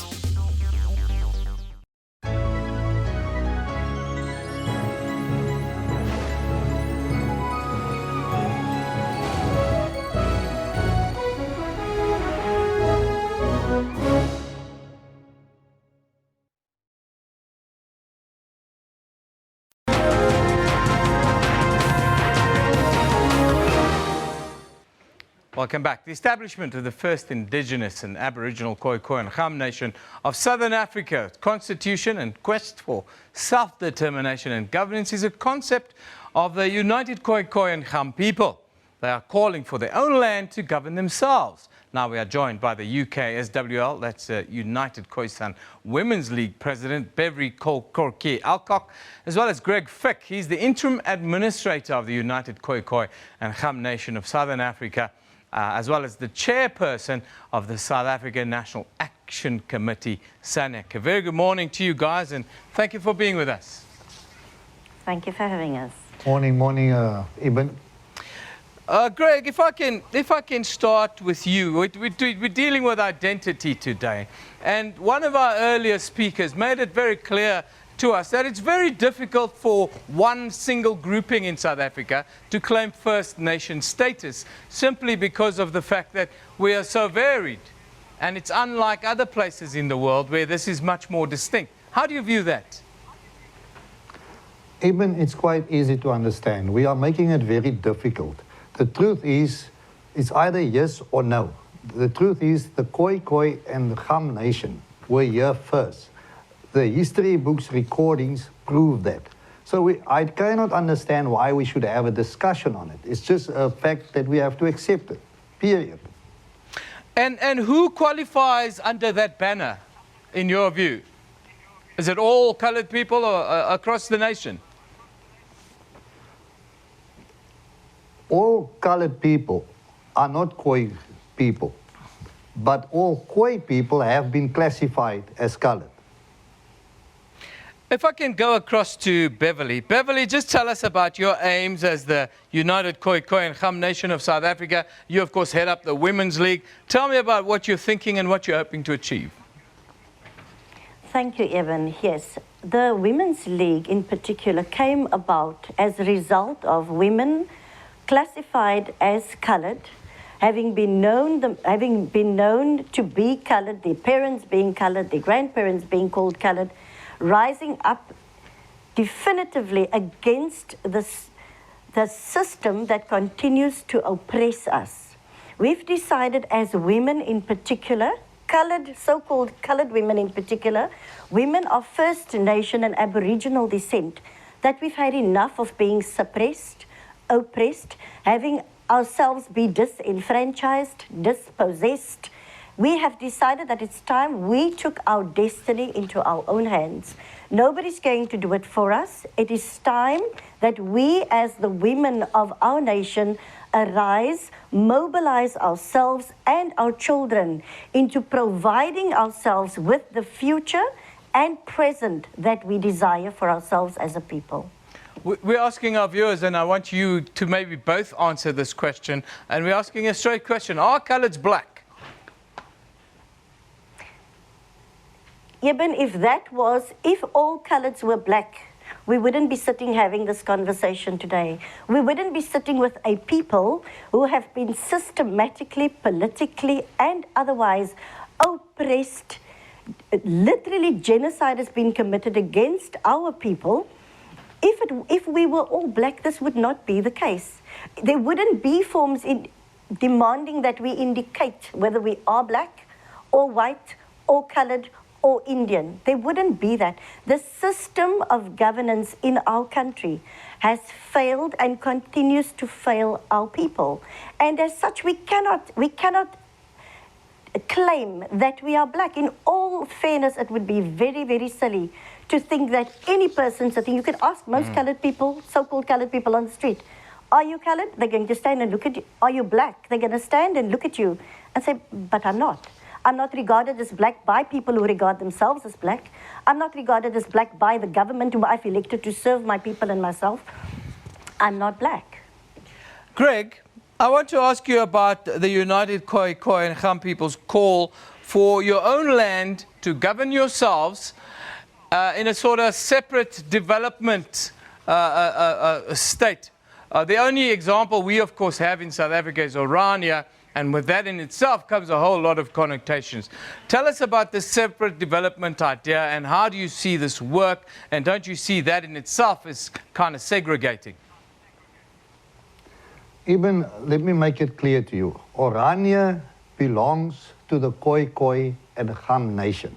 Orania, the previous government had no right to take the land that belongs to the people. When I say belongs to the people, we believe that the land collectively belongs to the people, not to a person or a particular grouping. We don't believe in the race connotation or classifications. Man decided to be white one day. When Jan van Riebeeck came here, he did not come here as a white. He came here as a European, as a Dutch. When all these people came here, they did not see our people as the Zulus as black. They made the Zulus black. We are saying the land is here. We're not just saying this is our land, but we want to share this land. We want to build a new nation where every one of us is equal. We believe that as soon as we can get this race classification, black, white, and all this foolishness, put it aside, that we can really start living as a people under God's banner, in the fear of the Creator, peacefully in harmony.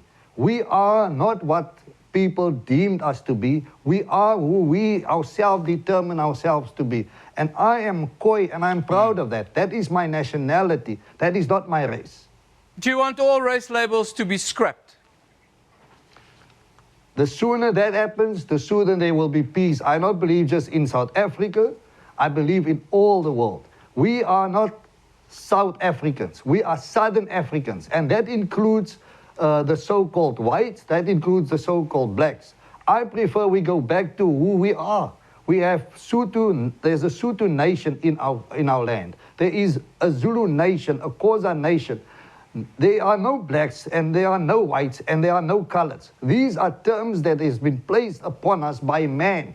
We have a superior and sovereign right as a people, and we must respect those rights of the people.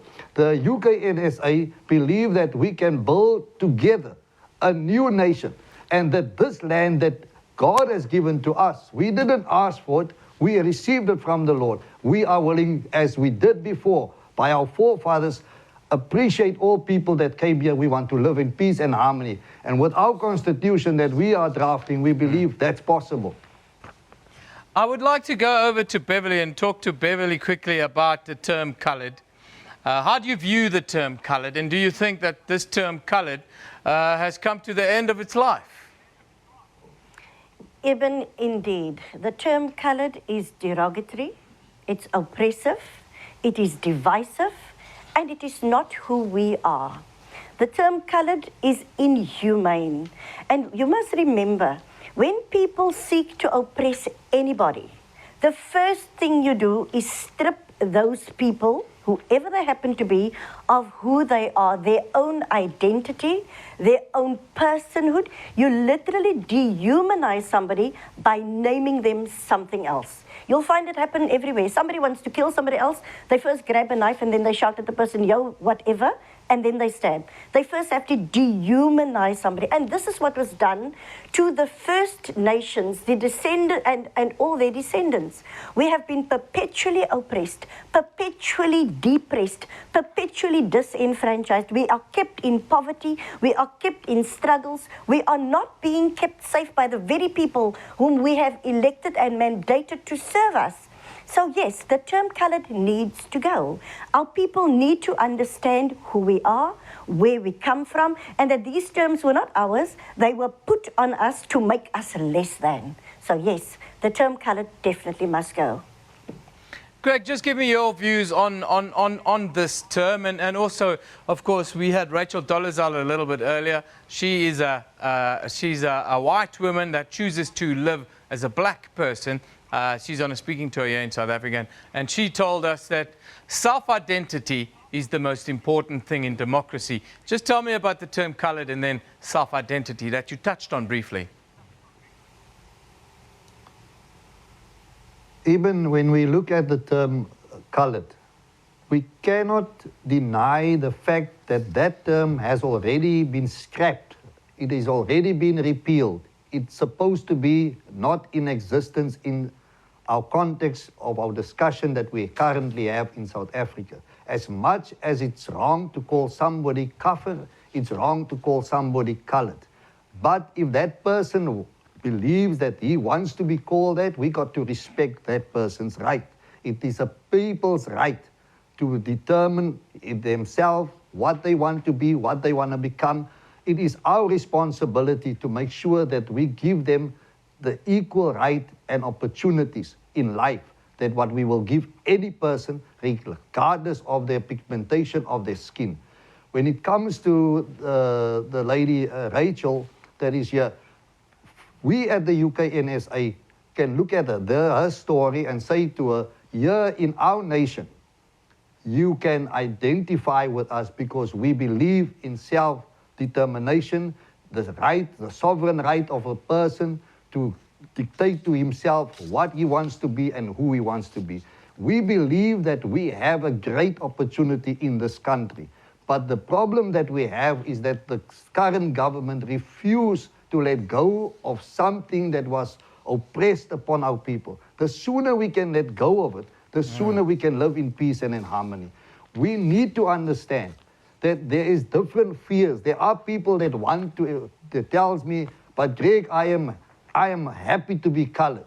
And I respect that from them. My understanding is I cannot enforce my beliefs and doctrine and ideology on any person. That in itself will be oppressive. Those people have the right. I understand my people. I understand the fears that they have. When the colonialists came in here, they determined us to be colored 1950 legally. But it started way back before that. We were called hot knots. We were called many other things.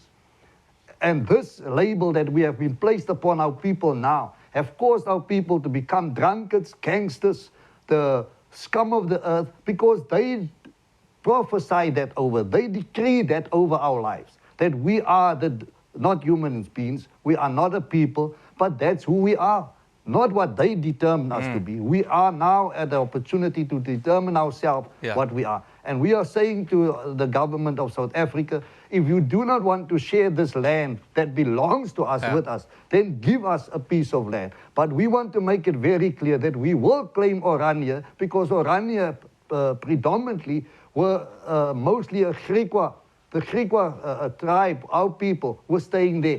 And they took the best of this country for themselves. Mandela or anybody had no right to give land to any tribe or to any people. Those land belongs to the people of Southern Africa. Greg, thank you very much. We've run out of time. That's Greg Fick, and he was with Beverly Alcock, Nokorke Alcock, talking about, well, the claims of the United Khoikhoi and Kham Nation of South Africa, and where they are in discussions, interesting topics or interesting ideas that come out of it. Of course, we've been asking you, are colours black? That's been our question of the day. Let's have a look at the tweets, what you guys are tweeting us with regards to this conversation that we're having with you.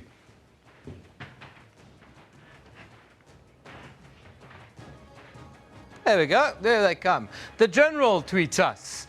Even coloured people within the same family differs in colour. Same parents, one light skin, the other dark. Colour debate, so no, he says. Interesting. Some great views that we're getting in. Are there any more views? There we go. June B tells us, Newsroom, race identity, racial identity. Coloured people are of mixed race. Why is it about black or white? That's another interesting one. Hamilton Causa says, Newsroom, any colour that is not white is black. Biko went even further and said, there's no white person. Instead, they are more pink. We are colour confused today.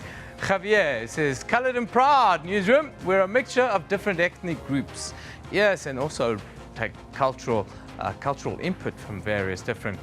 Pretoria Copite, yeah, nobody's perfect, says, coloured are more indigenous Khoi than black, therefore should benefit more for the sake of equality, the same as blacks. Must it always be about the benefits? The benefit that is there. That's what I see. Why is it always about the benefit, about the land, about the prosperity, and all these kinds of things? Of course, we've been running a poll as well, and that poll is, should skin color, should it determine your race? Now, you heard what Rachel Dolezal said earlier. She said, no, self-determination. You can decide who you are yourself. That's the beauty. Okay, this is an old, this unfortunately has been updated. Let's move on and take your tweets. Mo Africa says, Newsroom, we should just accept each other to avoid identity issues. Simple. Unati tweets us, I'm an African. My blood is red just like others, talking about the color debates. James Mobeme says, I'm a human being. First, before my color, and I should not be classified of how I look. Yes, indeed. Esther Rousseau says, Newsroom, God created our skin tones with beautiful variety, but all of our souls are the same color, says Esther. Mo Africa comes back. Your skin color is the model of car you're driving as a human. We have a black edition, white edition, color edition, Indian edition. Yes, they tell me the Indian edition has the big mag wheels on it, the big rims and a big subwoofer in the back. There you go. All of these stereotypes we have in South Africa. I myself am a walking stereotype because here in the north, I'm called Indian, the Indian commentator, although I have zero links with India at all. Anyhow, that's the conundrum that we live in South Africa. All I suppose we should learn in the end is tolerance of all other people's identities. That's what we should learn. Tolerance for culture and identity. We're going to take a short break. Maruma Kakana is with us. He's going to give you a complete sports update shortly. Don't go away.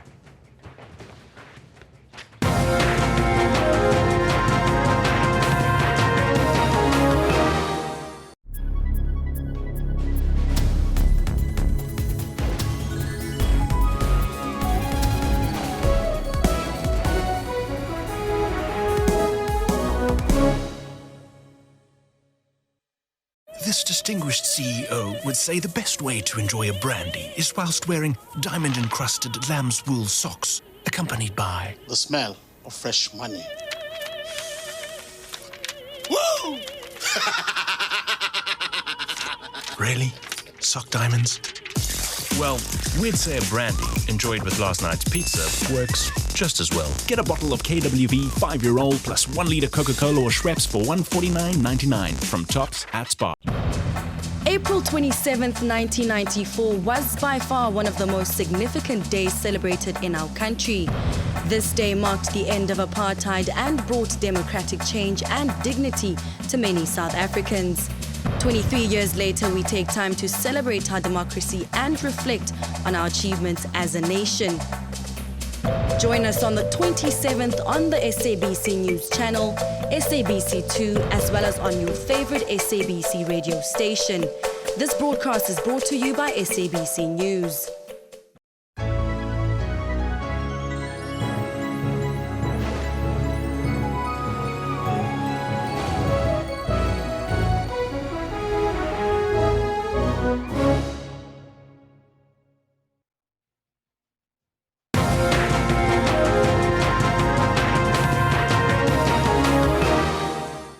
Welcome back and thank you for staying with us right here on the channel. Warm greetings from the sports desk. Let's talk some sports news. It's crunch day in the Absa Premiership this evening with the 5 leading title contenders all in action. Lock leaders Cape Town City play Soweto Giants, Kaizer Chiefs at the Cape Town Stadium. With 6 matches to play, City lead Chiefs by only 1 point, and City coach Eric Tinkler says despite the match being a must-win encounter, there is no pressure on his team who have already exceeded expectations in their debut season. A tough match, but a must-win match, in my opinion. If we've reached the stage of the season now, and we had a conversation with the players after the game that we've got absolutely nothing to lose. We need to throw everything out there to try and win as many points as possible. And try and go for the league if we can. staying with the domestic football news, the 6 million rand Nedbank Cup semi-final draw was held in Johannesburg yesterday, leaving a room for a potential Pirates Supersport final, a replica of the finalists last season. In semi-final 1, the Chile boys, Chippa United, who got the better of Jomo Cosmos by a 1-0, will host SuperSport United Football Club. The holders, Matsatsanza Pitori, beat the Kaizer Chiefs by 5-3 on penalties. And in semi-final 2, it is Abafana Best-10, the Golden Arrows, who will host the Ghost, the Orlando Pirates in Durban. Of course, after they beat the Platinum Stars in the quarterfinals by a 1-0. Orlando Pirates got the better of Bloemfontein Celtics by 2-1 after extra time in their quarterfinal clash. The venue for the final on the 24th will be at Durban's Moses Mabhida Stadium. The Court of Arbitration for Sports confirmed that it had received a letter of appeal from former FIFA Vice President Chang Mong-jun Chung, who served as the FIFA Vice President from 1994 to 2011. South Korea's Chung is taking his fight against a lengthy ban from soccer to a CSA's part of a decades-long battle to return from the game's governing body. The South Korean's bid to replace Sepp Blatter as FIFA president was toppled in 2015 when the governing body banned him from all football-related activities for 6 years following a probe into corruption. FIFA's appeals committee reduced Chang's ban to 5 years, and Chung denied all wrongdoing and vowed to take the case to sport's highest tribunal, but had not waited to receive a recent decision from FIFA, which arrived last month. Soccer's global governing body is still recovering from the worst graft scandal in its history, which has seen dozens of people, including former FIFA executive committee members, indicted in the United States. To the cricket news, Cricket South Africa has charged former Proteas and Highveld Lions player Lonwabo Tsotsobe with several breaches of its anti-corruption code. The charges against Tsotsobe followed a lengthy investigation, which started in October of 2015 by CSA's anti-corruption unit. The 33-year-old, who played 5 Test and 61 one-day internationals, but has not played for more than a year, faces charges relating from South Africa's domestic T20 series in 2015. 6 other players have already been banned from their party in attempting to fix outcome of the games. Tsotsobe is charged with contriving to fix or improperly influence a match or matches in the 2015 T20 Challenge series and seeking to accepting or agreeing to accept bribe. And that's how we come to the end of your sports bulletin on Newsroom at this hour. Up next, the weather doctor, Phil Hawkins, is standing by with your weather update.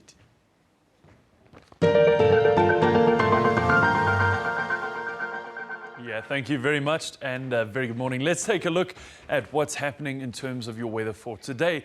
Now, if you're going to be in South Africa, expect just a little bit of rainfall along the eastern coastlines of South Africa, as well as extending up the eastern escarpment, but really a lot less weather forecast for today than for yesterday. So we're seeing a much drier day through most of South Africa there as this high pressure system influences the interior.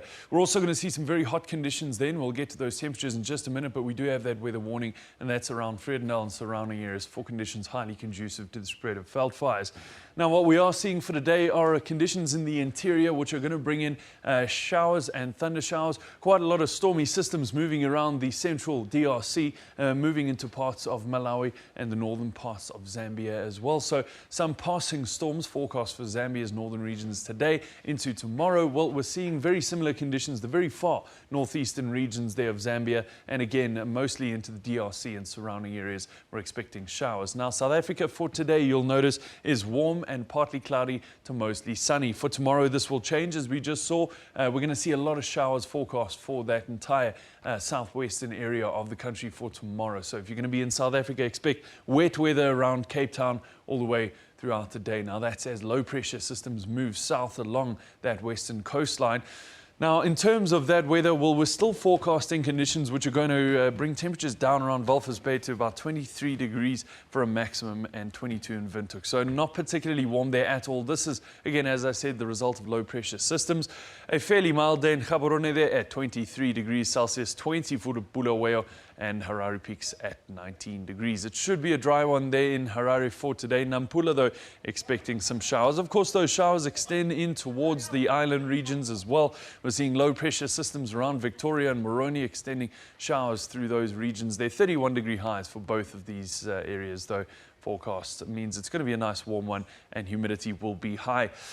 Of course, Lusaka peaks at 20 degrees, so not particularly warm. This is under cloud cover and rainfall forecast for today. As we said, we're expecting showers and thunder showers to continue around Kinshasa, Bangui and Kigali. These areas expecting quite a lot of cloud cover. And of course, Bangui and Kigali really expecting a lot of rainfall and cloud cover as well. Dense cloud cover forecast for that area. The northern hemisphere, well, if you're going to be here, expect some showers to extend through these areas as well. We're going to see some lighter cloud cover, mostly higher level cloud cover, in fact, moving through that interior of Libya and towards Tunisia and Algeria. We might just see a very, very small amount of rainfall in that area as well. Very light showers continuing there, moving on into the interior of Libya for tomorrow. That's where we leave your weather for now. Stay tuned, though, with SABC News.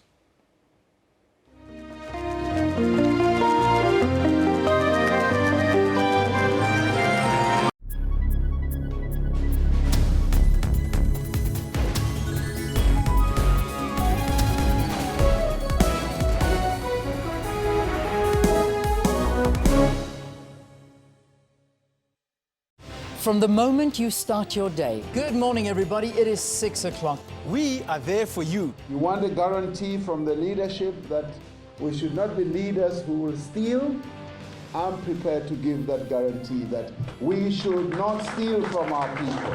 We bring your morning into perspective. This is the reason they keep putting fees up. They're not getting enough money. We'll make sure that you get the full story. The police officers from specifically Moffat View Police Station, they support these brothels. What have you found upon your investigations on this matter? I cannot deny those allegations. And you can count on the weather team with expertise. Join us live at 6 a.m. daily. Failure to implement the water restriction is going to make the system not workable. For the domestic use, everyone should not exceed 25 kiloliters per day. What is the penalty and how much have you raked in thus far as a municipality? For domestic users, if they exceed 25 kiloliters, then they're going to be charged a penalty on their monthly bill. And so far, already we've collected 1.7 million. The 200 million rand state-of-the-art school in Magaliesburg had been vandalized by drug addicts. How bad is it? It's very bad. Into the hostel residents, it was even worse because there the doors, the wardrobes, the beds, the ceiling were broken down. Showers were ripped off and it couldn't be used by students who are actually using that particular boarding facility.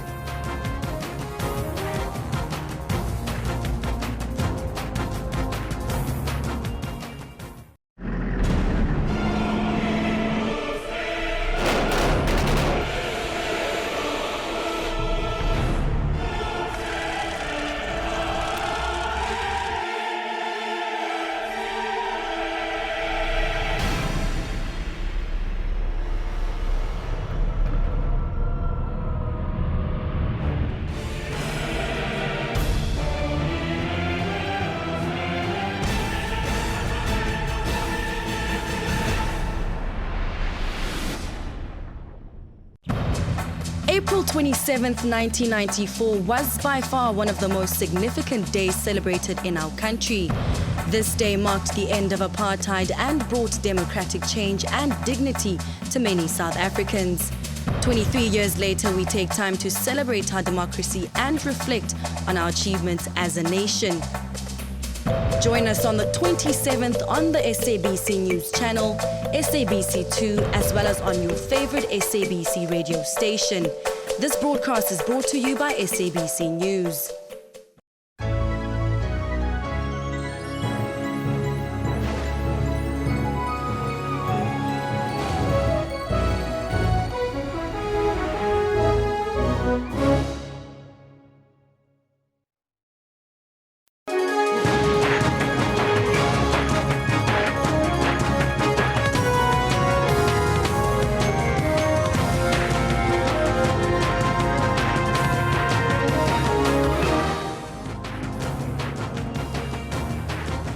It's 1100 hours Central Africa time here on the newsroom. I'm Elvis Preslin. And I'm Marumo Kekana. This is the final hour, Marumo, and we're having a very interesting discussion today. It's all about race. We're talking about the focus of the growing sense within the colored communities that they are being marginalized. And that's why we're asking that question on your screen there. That asks the question, are colored people black?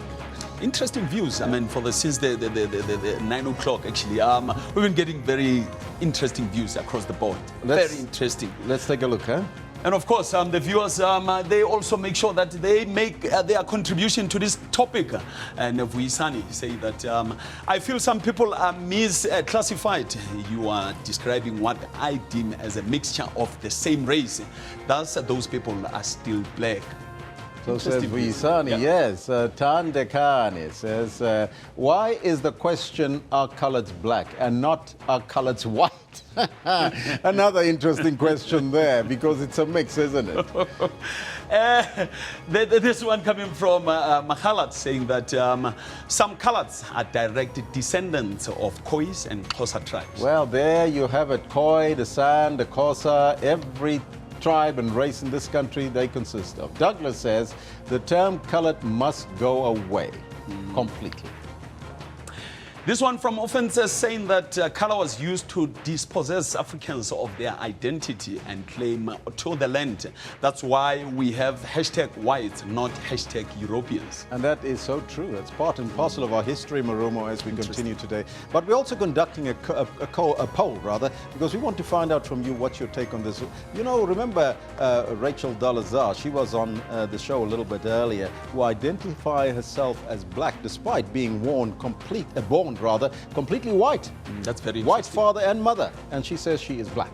Wow. So does skin color determine your race? And that is what 277 votes coming in, of course, 53% of the viewers saying yes and 47 saying no.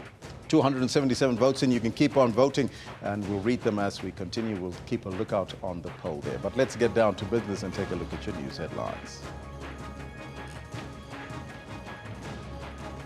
Oh, in fact, there's some tweets, so let's take a look at the tweets.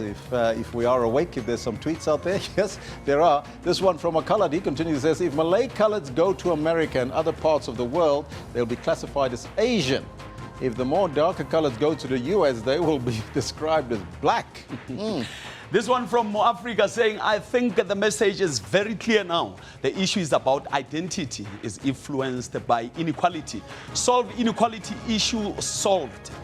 You go, Mo Africa. Ciano says, even light-skinned black people don't want to be identified themselves as black. The inferior race, coloreds, are coloreds, says Ciano Moropang. Well, those are all your comments. Keep them coming. We'll read them as we continue. But right now, let's take a look at your headlines.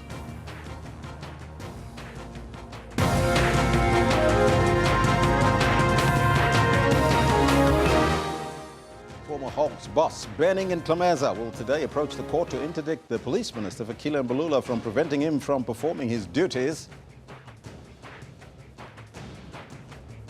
The Cape Town High Court will conduct an in loco inspection at the home of the murder-accused Henry van Breda at the De Zalze estate in Stellenbosch this morning.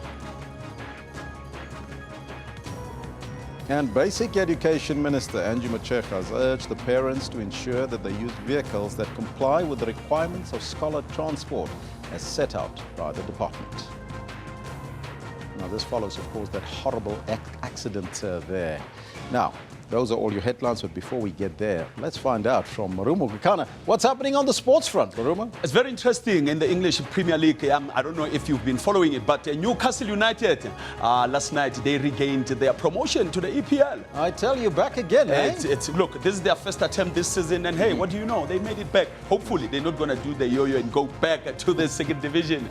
Of course, you can stay around. We'll give you an update on that. It's a crunch day in the Absa Premiership this evening with at least 5 leading title contenders all in action. Lock leaders Cape Town City play Soweto Giants, Kaizer Chiefs at the Cape Town Stadium. Stay with us. Later on, we'll give you this and other stories making headlines in the world of sports. But first, Elvis Preslin standing by with news making headlines across the world.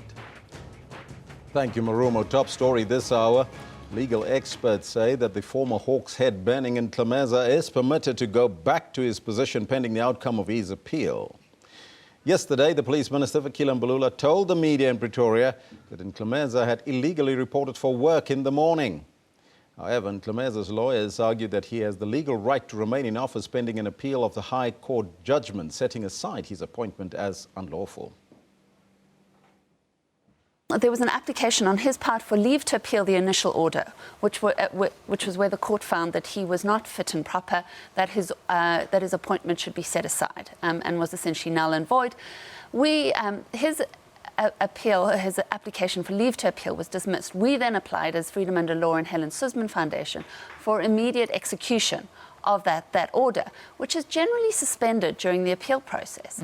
But in exceptional circumstances, where it can be shown that there will be harm proved if the order is not immediately executed, the court may grant this, which is what the court did.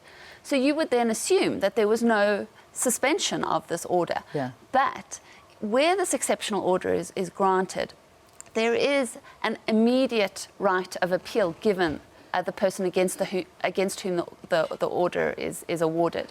But that appeal must be heard with extreme urgency. Okay. So the Supreme Court of Appeal now must hear the appeal relating to the execution of the order with extreme urgency.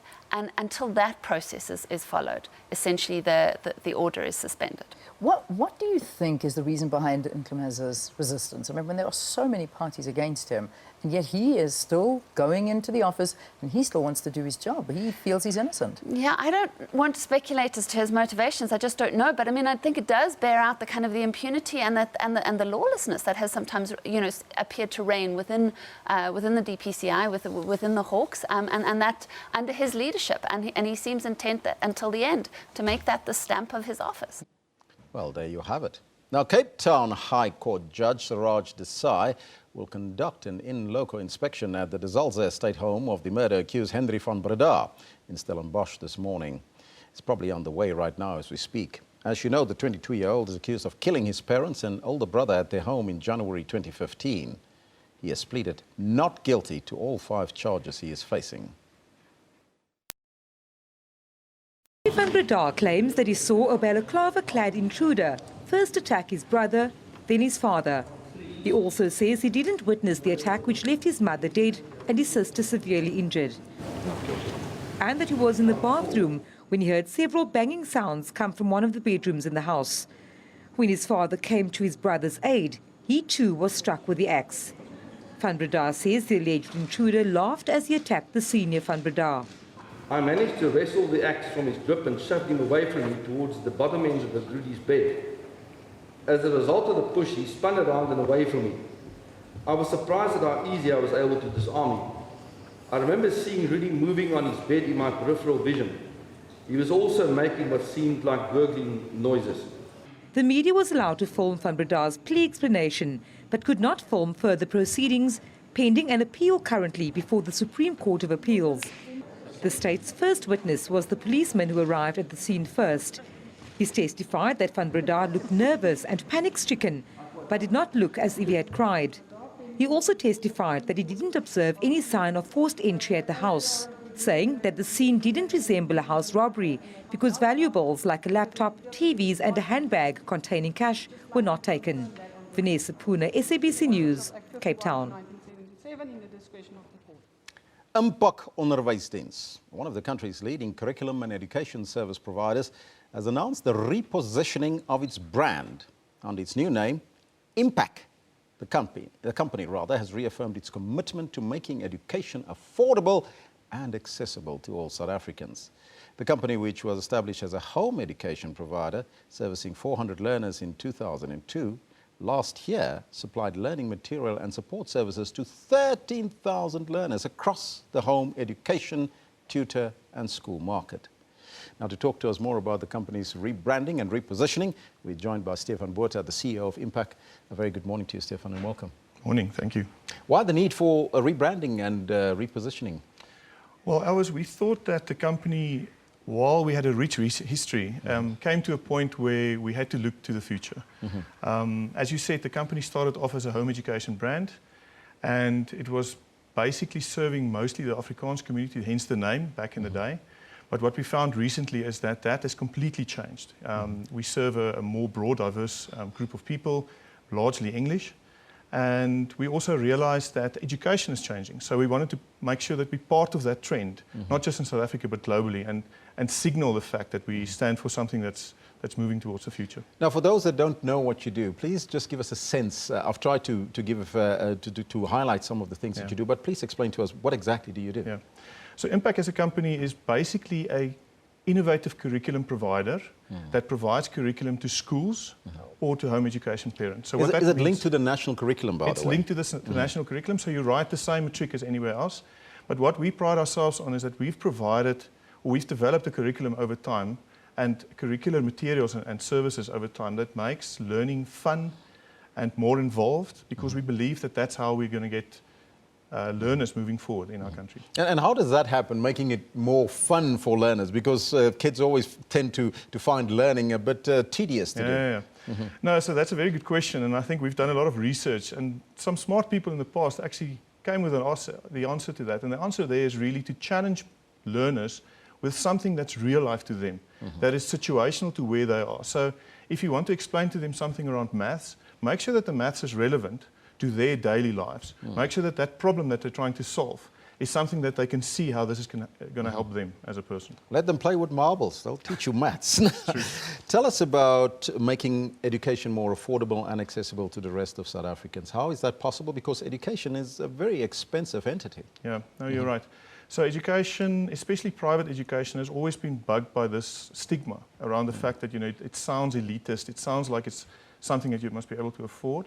And what we stand for at Impact and at our broader brand company called FutureLearn is that we want to make education as affordable as possible. So affordability to us means not the thousands of rands a month that you see in private schools, but hundreds, a couple of hundred rands a month. How we do that is we try and standardize a lot of things, we try and centralize a lot of things, and we try and bring new innovative ways through technology or other ways of doing learning into our curriculum and into our sort of services to our parents. From your experience, have you seen that there's an increase in terms of kids staying at home and being taught by their parents, homeschooling, so to speak? Yeah, that's definitely something that's on the increase in South Africa, but also globally. I think parents are realizing more and more that education is actually something that the parent has to take ownership of, first and foremost. You can't outsource that to a school. And many parents in South Africa has decided that, that is so important to them that they've actually taken ownership for various reasons. You might find kids that are sports stars that can't go to school. They need something that's an alternative to what they do. But there are also other reasons. Some kids maybe struggle in school, or they want to spend some specific time on specific subjects. So there are various reasons. In an era where you find schools not being supplied by textbooks, is this where you are trying to make a difference as Impact? Yes, well, that and broader. As I said earlier, to us, learning is important. So we really focus on the learning journey of the child. We want to make sure that we put an ecosystem around them to be able to learn. And that's why I mentioned the name earlier, FutureLearn. Impact is actually part of a broader company or a broader group called FutureLearn, which tries to put together these various parts of that ecosystem of learning.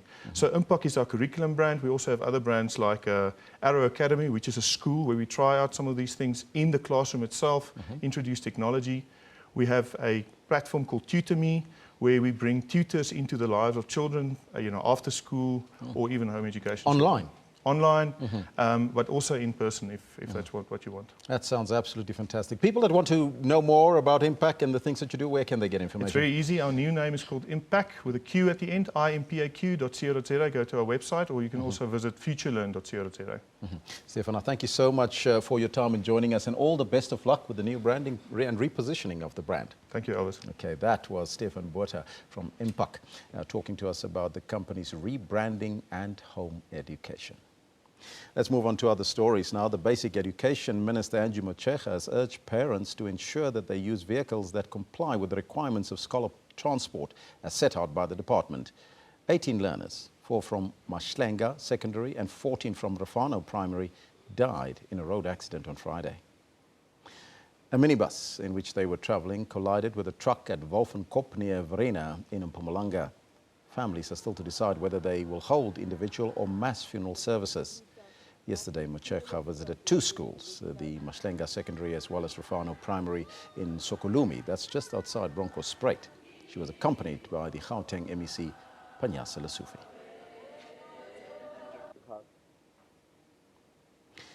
Well, we're supposed to have the MEC in that one, but let's see if we can move on to other stories.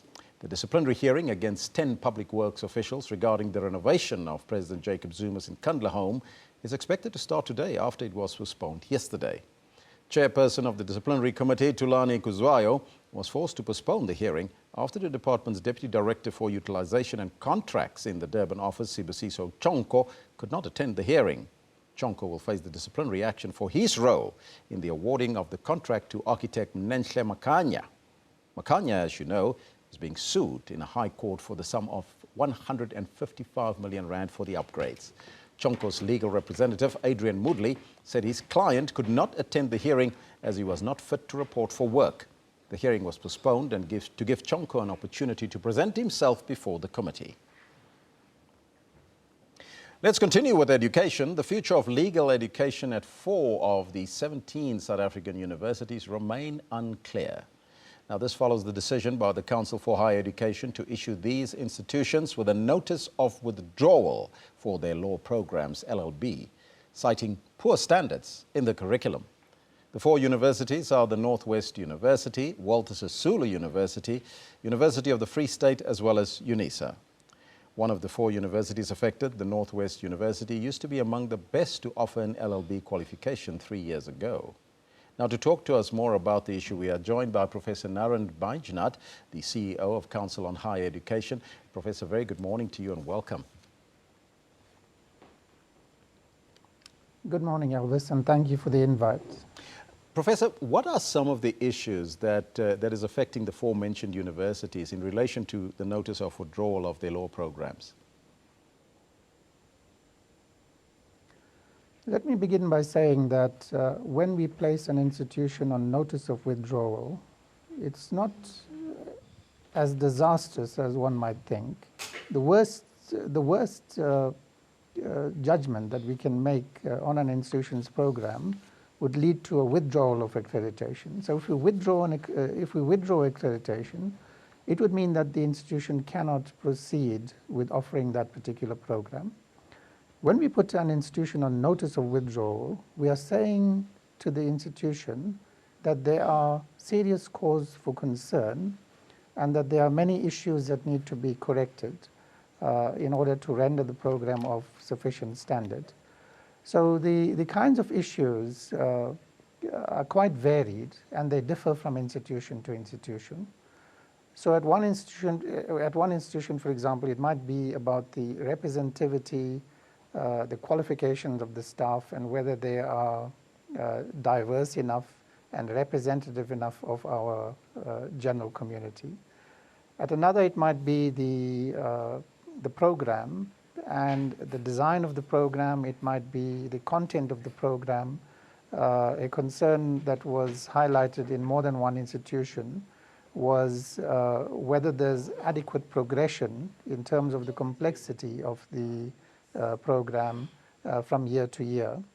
At others, at another actually, it was about the adequacy of the facilities which are provided for the students.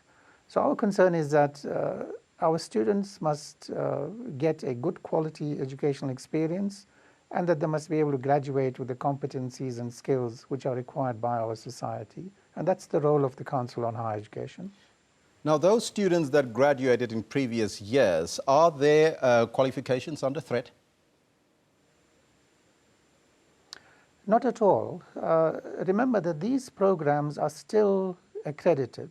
It's only once we withdraw accreditation that there should be some cause for concern. But even then, those students that are in the pipeline and still have their qualifications to be completed would be given adequate time in which to do that. And the institution would, upon withdrawal of accreditation, be required to provide us with a plan on how they will deal with those students that are still in the process of completing their qualifications. So the students needn't worry. The main thing is that they should be assured that the programs that are being offered and that they are undertaking at our universities come under sharp and regular scrutiny to ensure that they are getting the best quality education, that the programs help them develop the competencies which will make them employable and good citizens and productive workers. That's what our concern is. Now, you've mentioned a number of issues, staff representativity, the qualification of the staff, and even the content. Does that then suggest that there is, those are issues that need to be addressed urgently by the 4 universities? And is there perhaps other universities that are facing a similar withdrawal?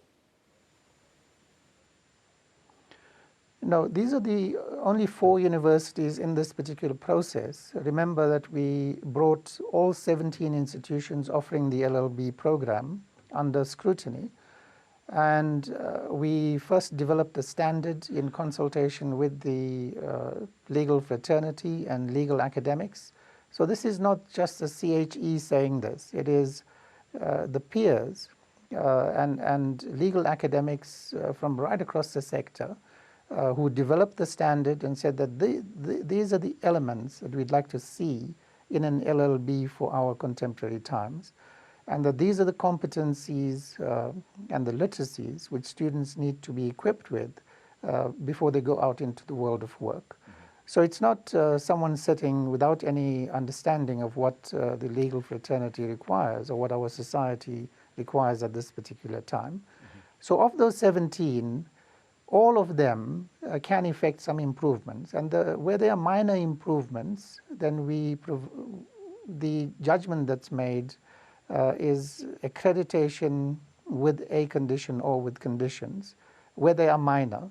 So if there are major causes for concern, then we put an institution under notice of withdrawal. If the program is disastrous, then we withdraw accreditation, and that's generally how we do things. So if we've put an institution on notice of withdrawal, it means that there are serious causes for concern, and the institution is given an adequate time in which to remedy these shortcomings. And then once the council is satisfied, the institution will be granted full accreditation status. What is that time frame, Professor? Where there are short-term issues that can be remedied within 6 months, the institution is given 6 months, but some issues, if you take, for example, the staffing issue, that cannot be done necessarily overnight. So the institution is given up to 2 years to remedy that kind of concern. And then just lastly, Professor, is there a sense, though, that the LLB programs are aligned with the world of work? Well, that was the entire purpose of this exercise, to ensure that the program is responsive to the needs of our society, that it gives expression to the values and aspirations in our constitution, and that our legal graduates go out into the world of work and become agents for change and help us develop the kind of society which is envisioned in our constitution.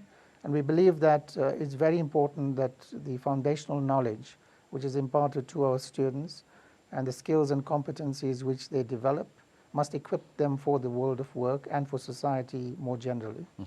And Professor, is there a template for universities to follow to make sure that they comply with the issues that outlined that is troublesome? Indeed, there are 2 sets of templates. The one is the accreditation criteria, which numbers 19, and that covers every aspect of a program, from the facilities to the program design, to the staffing, to the infrastructure, to learner support, and so on. But the standard that was developed for the LLB more specifically speaks to particular issues that were cause for concern to the legal fraternity, and there was, in addition, other concerns that were added to those other 19 accreditation criteria. Professor, thank you so much for your time and joining us. It's a great pleasure. Thank you, Elvis. That was Professor Naran Bajnath. He's the CEO of the Council of Higher Education, talking to us about the 4 universities that were issued with a notice of withdrawal to withdraw their law programs. Now, as he says, it is a notice, so they need to work hard in sorting out those issues. Let's now go over to President Jacob Zuma, who is cutting a ribbon somewhere. He will be launching this new business economic hub at Harry Smith in the Eastern Free State today. More than 25,000 jobs will be created because of this project. The Maluti Apofong municipality identified this part of the Free State as a development zone to boost the economy of this rural area. Maluti Apofong Mayor Vusi Chabalala says this economic zone will help eradicate poverty. Let's go straight to the occasion where the president is busy cutting the ribbon.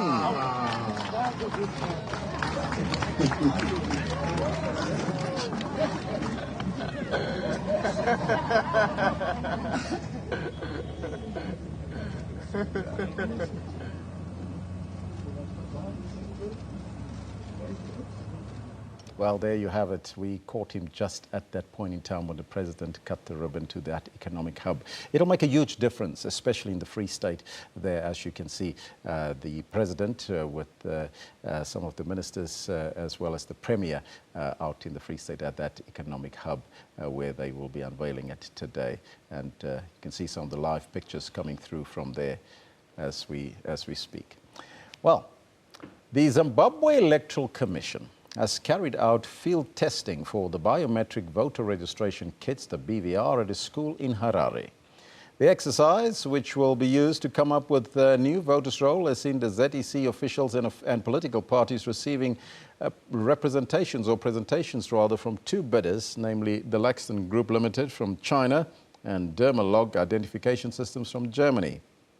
The exercise was conducted using 150 school children who will not be eligible to vote in the next general election in 2018. The technical assessors and evaluators will be assessing the BVR kits from the 2 bidders for their performance in the field.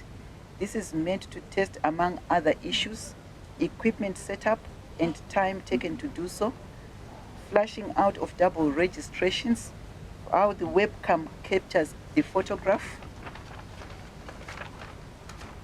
how the fingerprint scanner captures the fingerprints, battery life of the kits.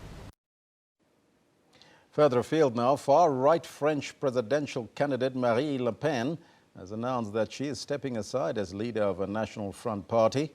Now, the move comes just a day after she reached a second round of the French election, where she will face the centrist Emmanuel Macron. French presidential candidate Marine Le Pen standing aside, temporarily at least, as the leader of the National Front, saying during a television interview the president is the president of all French people and needs to unite them. That's a deeply held conviction, but now we have to act on it. And that's why I think it's essential to stand back temporarily from the leadership of the National Front. So, this evening, I'm no longer the president of the National Front. I am a candidate for the presidency of France. The move appears to be a mere formality, changing nothing in her campaign platform.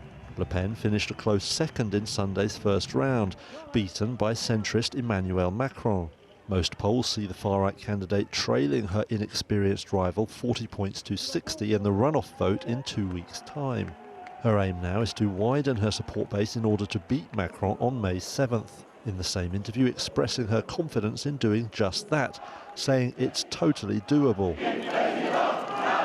Opening the battle for the second round votes, Le Pen attacked Macron as being weak on the issue of Islamist militancy, and reaffirmed her promise to suspend the EU's open border agreement and expel foreigners on intelligence service watch lists.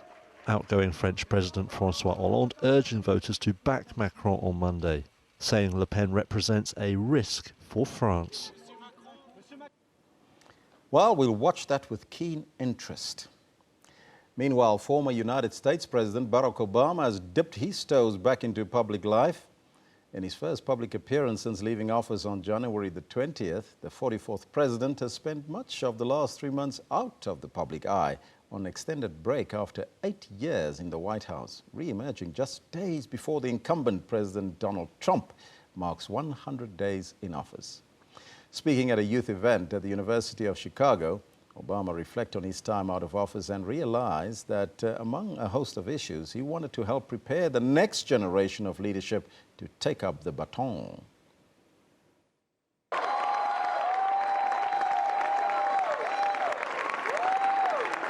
I'm spending a lot of time thinking about what is the most important thing I can do for my next job.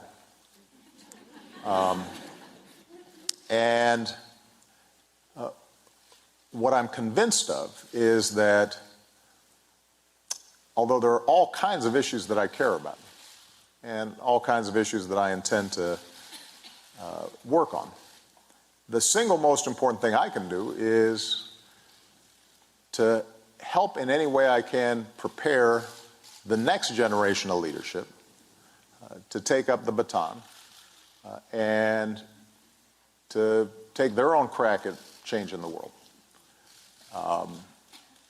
Because the one thing that I'm absolutely convinced of is that, yes, we confront a whole range of challenges, from economic inequality and lack of opportunity to a criminal justice system that too often is skewed in ways that are unproductive, to climate change, to issues related to violence. All those problems are serious, they're daunting, but they're not insoluble. What is preventing us from tackling them and making more progress really has to do with our politics and our civic life.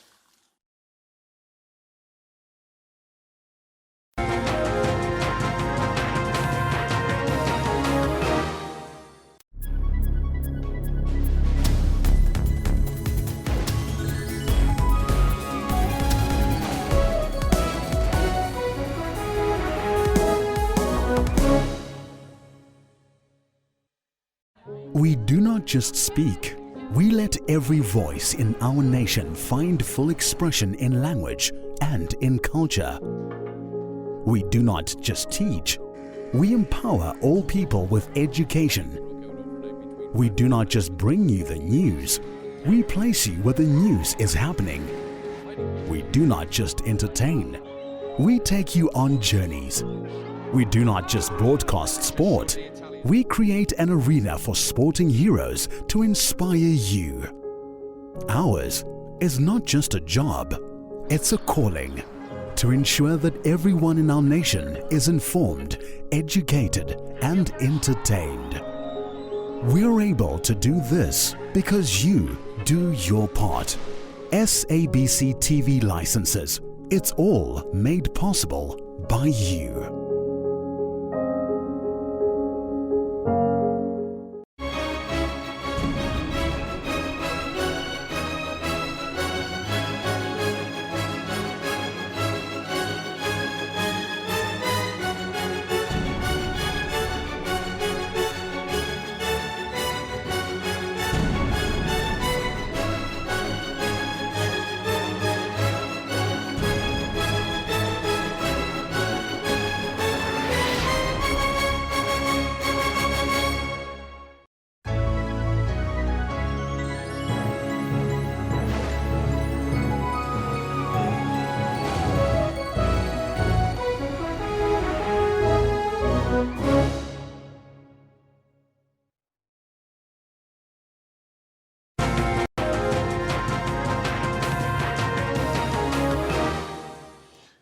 Finance Minister Malusi Gigaba says investors are equally interested in achieving inclusive growth in the country.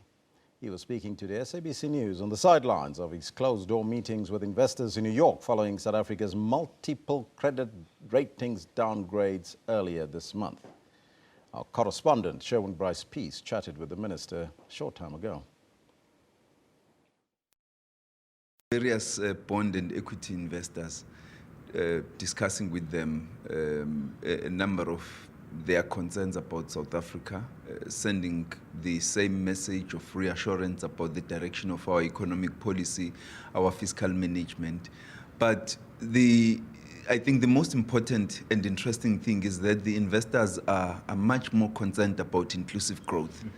And we've been explaining to them the South African inclusive growth story, the elements and pillars of that growth story, and indicating to them that we are much more interested in growing the economy inclusively and ensuring that we can have a growing cake that we can distribute among South Africans, rather than focus on managing either a shrinking or a cake that is not growing.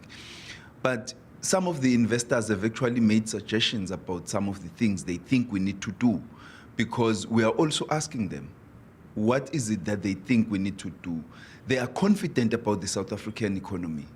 They are not pulling out or even contemplating pulling out of the economy. And some of them are stating very clearly, candidly, that they are confident about South Africa.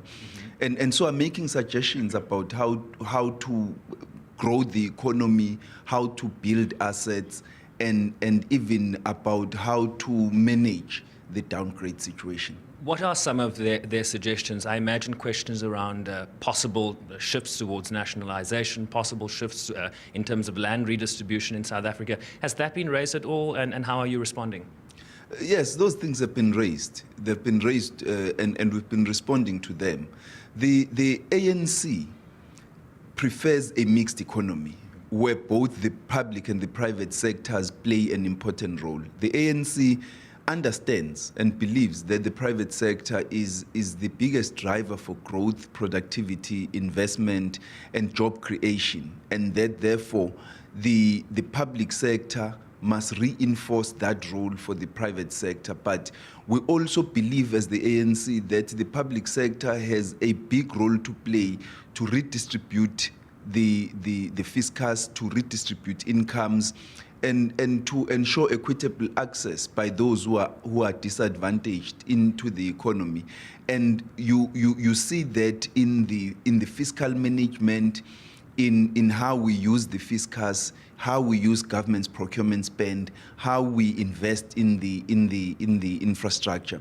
Over the years, even as the South African economy started declining, you saw social expenditure continuing to grow. That has not been affected. Even as we implemented fiscal consolidation plans, social expenditure continued to grow, and infrastructure investments, even though they dropped a little bit, but we continue to invest in infrastructure. So we are going to continue along that trajectory. So your focus here is really, when we talk about inclusive growth, when we talk about radical economic transformation, there's a very important role that business must play. In previous roadshows, Minister, business was here, Labour was here. Are we getting a sense of a broad consensus from South Africa, given the fact that Treasury is here by themselves engaging with investors for the first time? We had indicated to business at home that this is not a roadshow. We are just using the opportunity to meet with the investors while we are in the United States, to optimize on our visit for the spring meetings, to meet with the investors and address some of the issues because they are urgent. We can't say to them that while we are here, we decided to go back home without meeting them. I think there had been an expectation before, and those meetings were cancelled when the national executive restructuring took place just 3 weeks ago. So we are meeting with them to address some of those issues, and we have indicated to them that we should be back with business, labor, and other social partners, civil society, in order to undertake a roadshow. But it's also not, it's a non-deal roadshow. We're not selling any bonds. We're not raising any money. You're calming fears. We're just calming fears, and they understand. They understand that, and I think when we left the country, we indicated to some of the stakeholders that we will undertake a roadshow which would involve them, and so there shouldn't be any panic that we've suddenly decided to leave them behind. In actual fact, it is a great positive for the country, for investors to hear business, labor, government, civil society all talking the same language, concerned about the same issues of growth in the economy, to have labor being concerned about the downgrades, being interested in inclusive growth, being interested in addressing anxieties among investors. It actually does a lot to calm the investors and make them realize that all the social partners in South Africa are interested in the same goal. Are they currently, are you speaking from the same handbook right now? Currently, we believe that we are. Yes, there are some people who are concerned about the fact that they were left behind. It's okay, we will manage that. You know what, I don't need to panic as a result of some of those concerns. We've got a long threshold. We're going to engage with everybody to talk to them, bring them on board. We have been engaging with them over the previous 2 weeks, and I think that we are going to address all of those concerns. There is absolutely no need for panic. Let me ask you just one more question on that. Should you not be panicking about what we're seeing from FNB this morning? They've downgraded their estimates for economic growth to around 0.7%, sort of tracking what the IMF said last week, 0.8%. Treasury's figure, I think, is still at around 1.3%. Is that going to be revised given the effects that these downgrades are having right now on a shrinking economy? I don't think that our growth projections are determined by the opinions of other people. The South African Reserve Bank, the South African Revenue Service, and the National Treasury still have to undertake their own scientific assessment of our growth projections to be able to determine whether we are going to undertake a downward revision of our growth projections. But at the present moment, there is a very marginal difference between the Treasury and the Reserve Bank of 1.3 and 1.2. Once we've done our proper assessment, we will then decide whether we're revising it downwards or we're maintaining it at 1.3. So at the present moment, we've not done any revision. Well, let's hope that the finance minister do come back with some good news. We'll take a break and we'll be right back with your sports news after that with Marumo Gakana.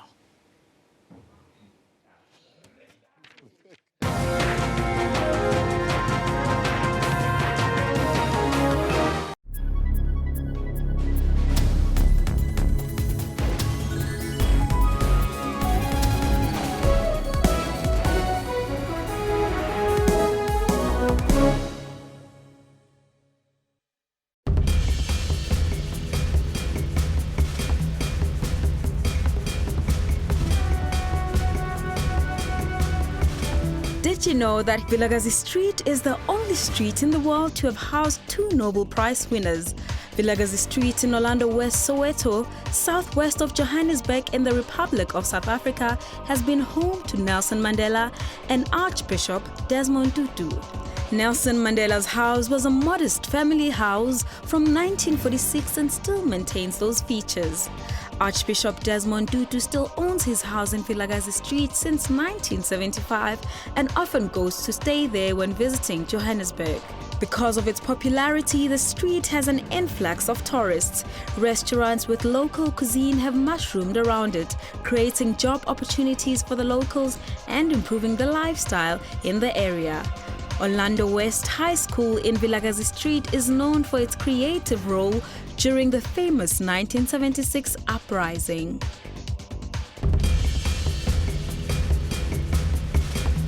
A presumed U.S. drone strike in the south of the country has killed 3 al-Qaeda suspects. Death toll in Yemen's 18-month-old civil war now stands at about 10,000.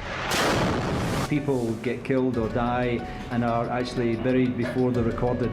And we don't have a way of recording that, but we know the numbers are much higher. Water restrictions are to be imposed on villages in and around the Nkomazi municipality. Pumps can't pump the water because there's no water in a river. And if the water is coming back, then it's full of mud. Those who can pray and those who can do any miracle to make sure that we've got enough rain, give it a try.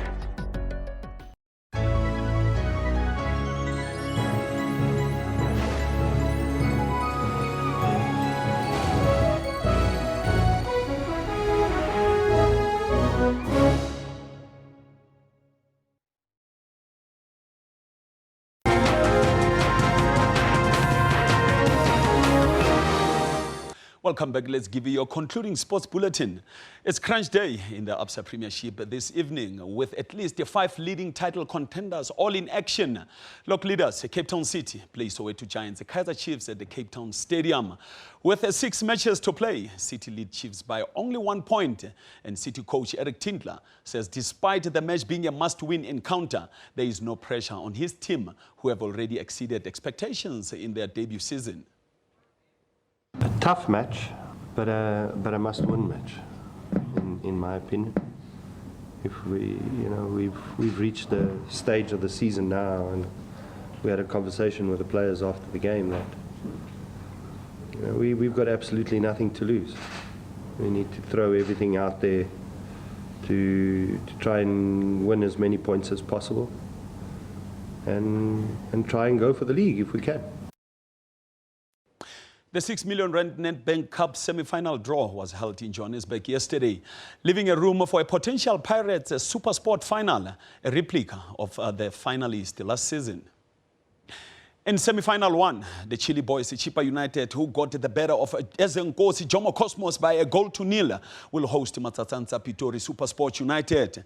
The holders, Supersport United, beat the glamorous boy of Perfeni, Kaizer Chiefs, by 5-3 on penalty shootout. And in semi-final two, it is Abafana Western, the Golden Arrows, who will host the Orlando Pirates in Durban. And Arrows beat Platinum Stars in the quarterfinals by a 0-0. Orlando Pirates got the better of Bloemfontein Celtics by 2-1 after extra time in their quarterfinal. The venue for the final on 24th of June will be at Durban's Moses Mabhida Stadium. South Africa's Kevin Anderson will face his 13th seeded Spaniard David Ferrer in a second-round clash at the Barcelona Open tennis tournament in Spain later today. Anderson beat Carlos Bacloc of Argentina in 3 sets in a first-round match yesterday. Meanwhile, another Spaniard, former champion Rafael Nadal, hopes to continue with the form that saw him clinch a 10th Monte Carlo Masters title at the weekend. Time for some fun and games away from the court. But make no mistake, after victory in Monte Carlo, Nadal is also aiming for a 10th Barcelona crown. Tournament is hard. There is a lot of great players around here, so I'm gonna fight to keep playing at the higher level possible now, and let's see it day by day. Now remain a lot to fight for the 5th title, for the 10th title here. So just stay on the floor and think about the first round. That's going to be a good test. One of the players that could stand in Nadal's way, world number 1 Andy Murray of Britain.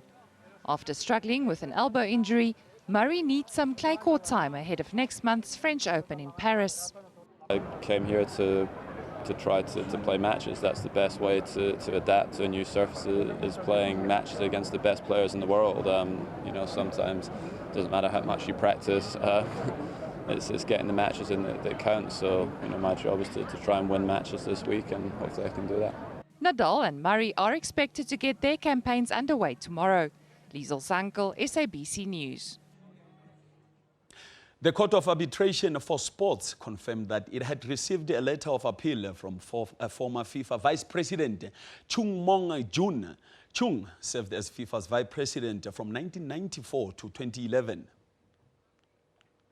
South Korea's Chung is taking his fight against the lengthy ban from soccer to CAS as part of a decades-long battle to reform the game's governing body. The South Koreans' bid to replace Sepp Blatter as a FIFA president was topped up in 2015 when the governing body banned him from all football-related activities for 6 years following a probe into corruption. FIFA's appeals committee reduced Chung's ban to 5 years. Chung denied all wrongdoing and vowed to take the case to sport's highest tribunal, but had not waited to receive a recent decisions from FIFA, which arrived last month. Soccer's global governing body is still recovering from the worst scandal ever in its history, which has seen dozens of people, including former FIFA executive committee members, indicted in the United States. Update your rugby news. Sharks center Andre Easthuizen has received a 6-week ban from Super Rugby for a dangerous tackle in the match against the Rebels in Durban on Saturday evening. Easthuizen, regarded by many as the form inside center in South Africa, received a red card in the 17th minute of the match.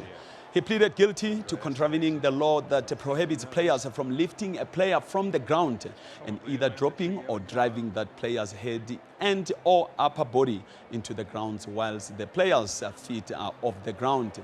The Judicial Committee deemed the tackle to be reckless, while it placed the opposing player in extremely dangerous positions.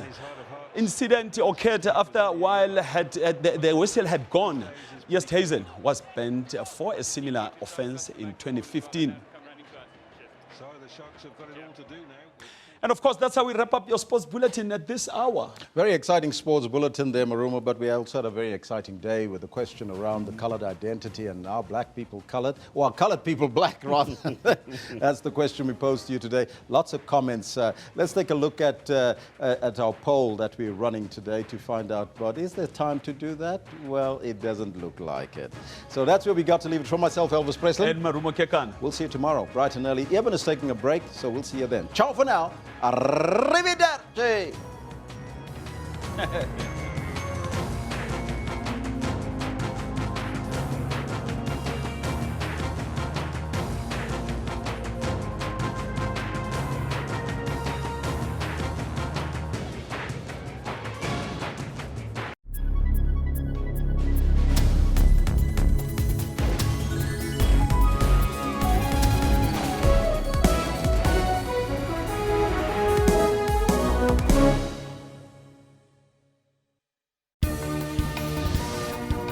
We make sure to be where news is happening, both locally and globally. For the latest business news, stay with us. From South Africa to the world, we've got all your latest sporting news.